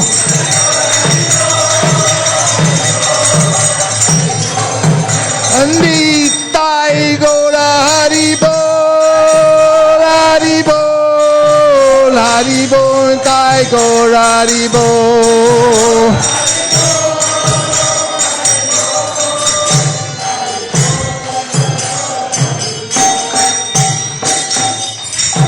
Gaura Premanande Jayam Vishnupad Paramahamsa Privrajakacharya Stotra Shishiman Abhay Charana Ravinda Bhaktivedanta Swami Maharaj Srila Prabhupada Ki Jai Jayam Vishnupad Paramahamsa Privrajakacharya Stotra Shishiman Srila Bhakti Siddhanta Saraswati Goswami Maharaj Ki Jai Ananta Kote Vaishnavinda Ki Jai Namacharya Srila Haridas Thakur Ki Jai Prem Zagaho, Shri Krishna Caitanya Prabhu Nityananda, Sri Advaita Gadadhar Shivasari Gaur Bhakta Vrindaki, Shri Shri Radha Krishna Gokopinath Shama Kunda Radhakund, Giri Govardhan Ki, Shri Vrindavan Dham Ki, Shri Mayapur Davadip Dham Ki, Shri Ragadapuri Ki, Tulsi Devi Bhakti Devi Ki, Jamuna Devi Ganga Devi Ki, Samaveta Bhakta Vrindaki, all glorious assembled devotees. All glorious assembled devotees. All glorious assembled devotees. Go Premanande Haribo.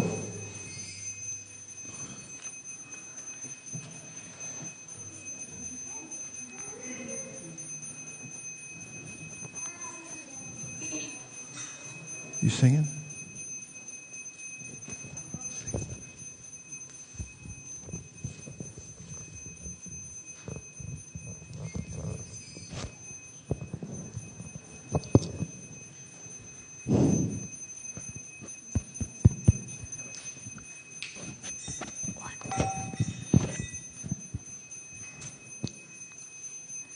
Namaste Narasimhaya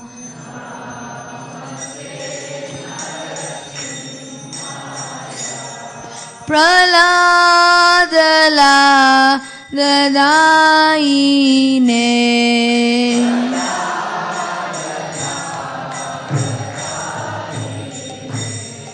Hiranyakashipu Raksha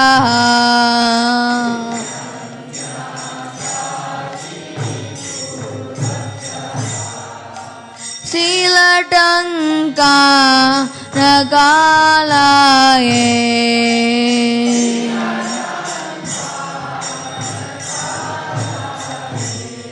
Yito Narsimha Parato Narsimha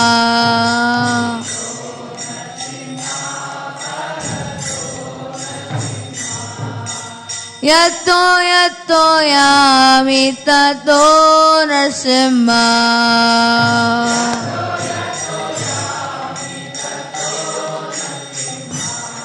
Bahir Narsimha Hridaye Narsimha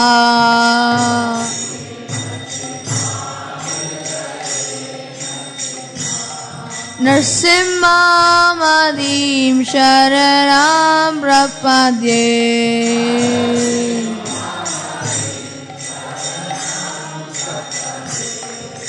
Tava Kara Kamalavare Naka Adbhuta Shringam Dalita Hiranyakashipu Tanurengam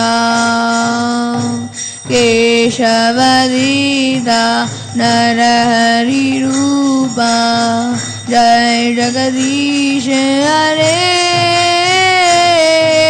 Jai Jagadish Hare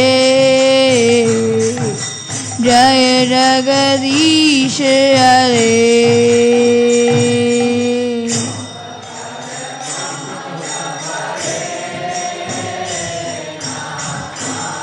That's what I do usually.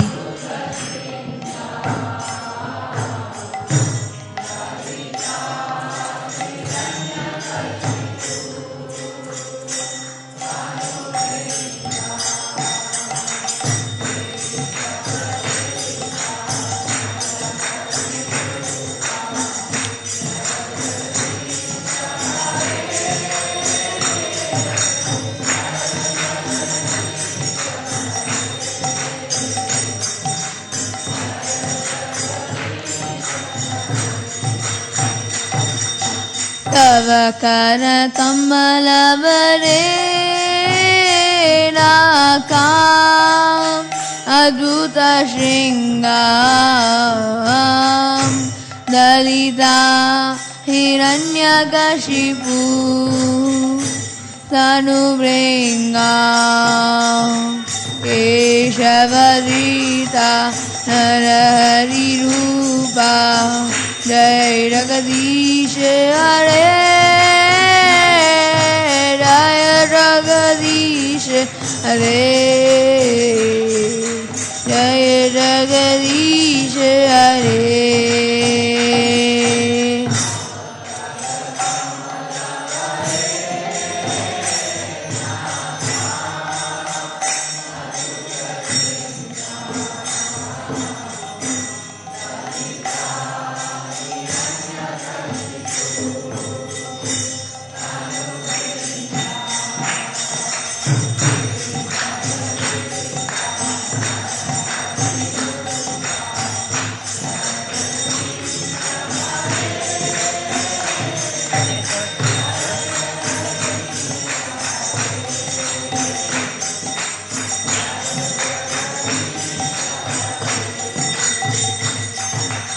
Tavakara Kamalavare Rakam Adhuta Shringam Lalita Hiranyakashipu Tanuvringam Keshavadita Narahari Rupa Jai Jagadish Hare Jai Jagadish Hare Jai Jagadish Hare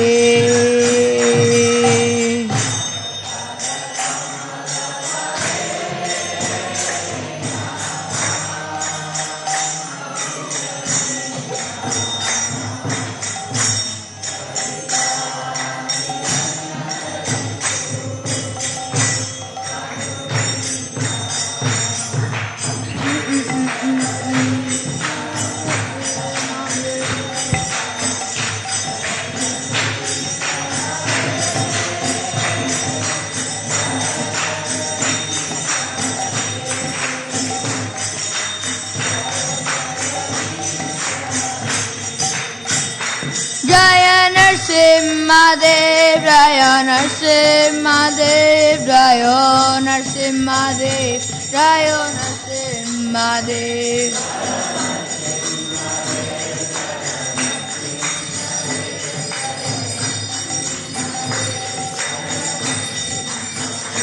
Jayo Bhakta Prahlad, Jayo Bhakta Prahlad, Jayo Bhakta Prahlad, Jayo Bhakta Prahlad.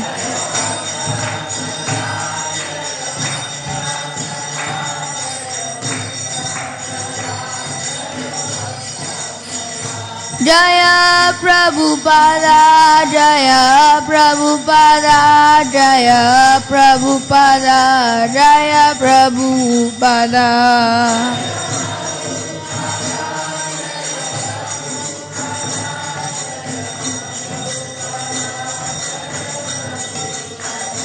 Jaya Gurudeva, Jaya Gurudeva, Jaya Gurudeva, Jaya Gurudeva.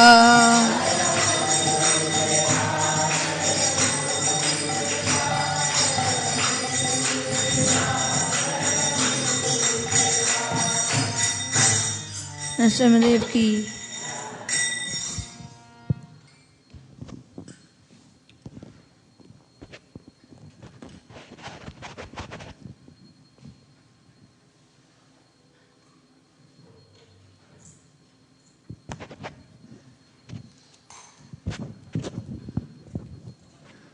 Welcome, everyone, and thank you for coming out on a Wednesday night to fight off the darkness of the night and of Kali Yuga. One who spends their time hearing and chanting about the transcendent Lord, says the Srimad Bhagavatam, transcends the darkness of this material world and at the end of this life goes back home, back to Godhead. So we are also serving prasadam tonight, and Avantika, who's our specialist, kitchen specialist, and knows who's cooking, when they're cooking, and under what conditions they're cooking, will announce the names of those who cook tonight. Over to you, Avantika.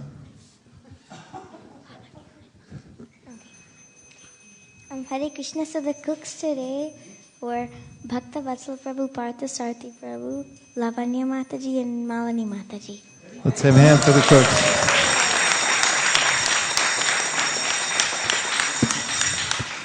Now we're engaged in our... And Urmi Mataji. Jai!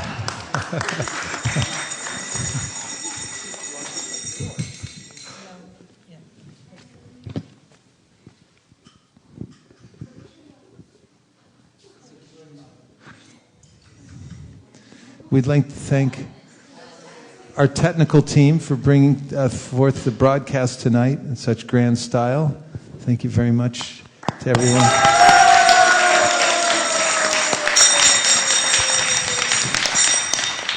We're in the middle of a monthly Sankirtan festival, which is lasting several months in a row, called Miracle on Latham Street, with a goal to distribute 19,065 Bhagavad Gitas. We're inching towards that goal. We still have the last weekend in November and then throughout December to try to reach that goal for the pleasure of Srila Prabhupada. And to that end, on Friday, this Friday, which is also known as Black Friday, because the businesses supposedly go into the black during this time. This is most of the shopping during the year takes place at this holiday season. And there'll be millions of people out in the city tomorrow, Friday, shopping. So we're going to have a Harinam Sankirtan chanting downtown, as has been our tradition for several years, that will meet at Market and Powell Street in San Francisco at 11 a.m. There are trains that go right down to that spot that you can pick up from the Millbrae station if you live on this side of the bay. And from the other side of the bay, is there a way to hook up to the train? From Fremont. So it's easy. It's much easier than trying to park in San Francisco on Black Friday. And you can get on the train, bring something to read and distribute, and take the train ride in, and you can just get off at Market and Powell and go up the stairs, and there you'll hear the sound of the kartals. It actually starts at 10:59 a.m. on Friday morning. It's a really nice time to chant. We'll have a Harinam party that will be going around and also up into Union Square to serenade the Christmas tree. And people like it very much. And in the past, we've also distributed hundreds of books. So there'll be a large air container of books which will airlift in and drop down there at Market and Powell that will be distributing. There'll also be some prasadam for the devotees to honor, and also prasadam to distribute downtown. So we invite everybody, come down for Black Friday to Market and Powell and chant the holy names.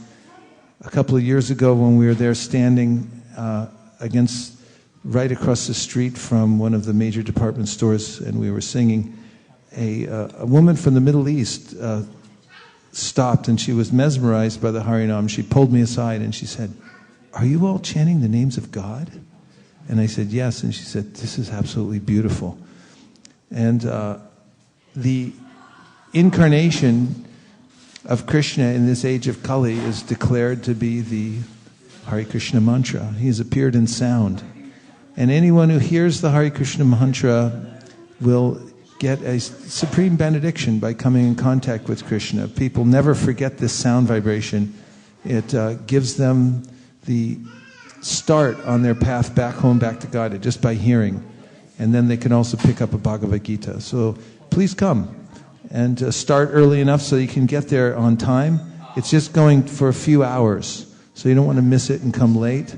11 till 2:30, and then we'll wrap up after that. So come and add some of your energy. And there's nothing like performing a Harinam Sankirtan outside for all the people. You'll see it's the most ecstatic engagement you can possibly engage in. Tonight we'll be serving prasadam just out here in the hallway. Are there any other announcements? Yes, Ramananda Saka Prabhu. We have a fresh bread in the kitchen made by the temple. It was made just today. It's $5 a piece. If anyone wants it, take the bread and deposit the $5 in the hundi that's over there. This is our new bakery project here at ISV. How many loaves of bread are there? Should we rush for the door? Do we need to mob the There kitchen? are about 10 breads. Oh, so first come, first serve. Anything else? Yes. Sanjay's going to India for a trip. You're coming back in January. Okay. Well, let's give him a send-off by chanting, Hare Krishna, Krishna Krishna, Hare Hare, Hare Rama, Rama Rama, Hare Hare. Have a wonderful trip. We'll be waiting for you when you get back. Hare Krishna. Anything else?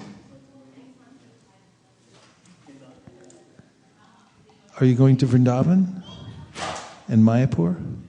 Wonderful. Yes. And we'd like to thank the Hare Krishna dancers tonight.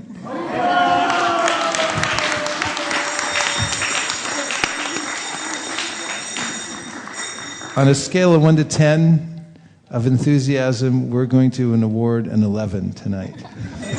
Haribo!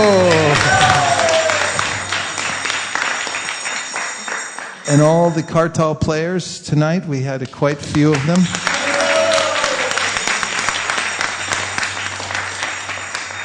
And thank you, Shivatsa, for your wonderful rendition of the Nrsimha prayers. Hare Krishna. And Advait on Madunga.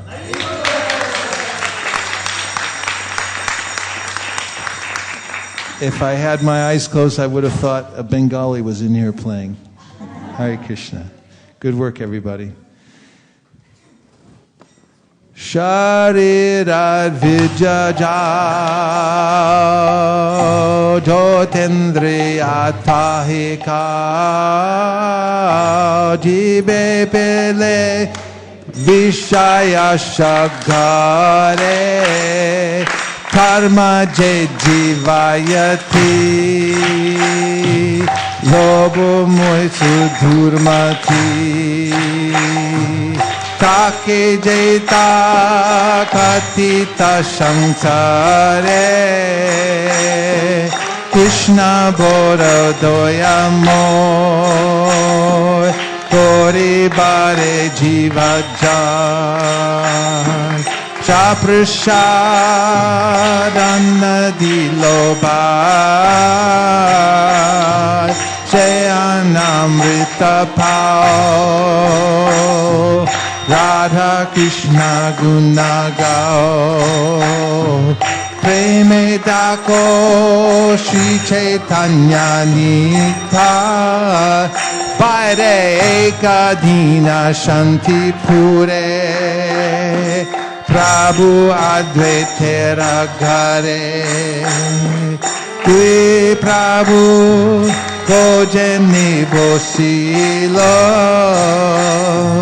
Shakori Ashwadana Prabhu Bole Bhakta Gana Krishna Ashwadhilo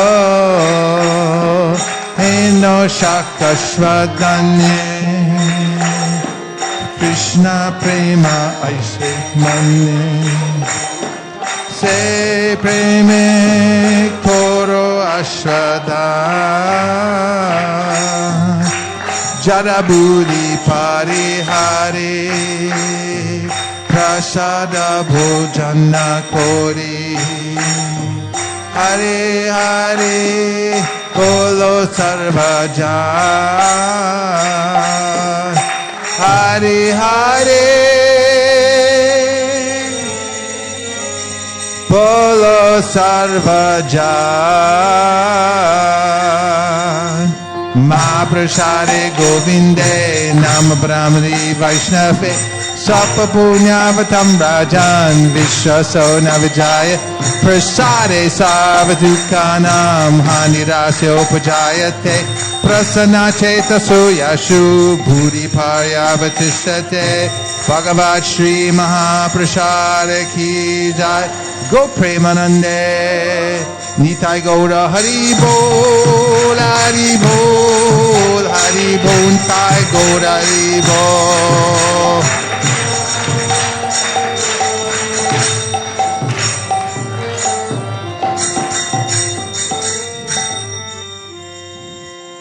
Also, tomorrow is ISKCON, so it's perfect for Thanksgiving.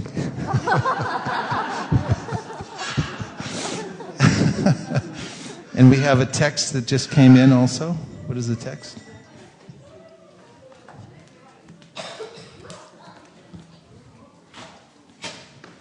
Nirkula Devi Dasi has just texted in that Hare Krishna, it's actually BART that we take into the city, not the train. Can you let such and such know? Okay, so I've been informed it's BART that goes right into the city, and that you pick up from Millbrae Station or Fremont. Don't take the train, you end up about a mile away from the spot. Okay? Please come take prasadam. Hare Krishna.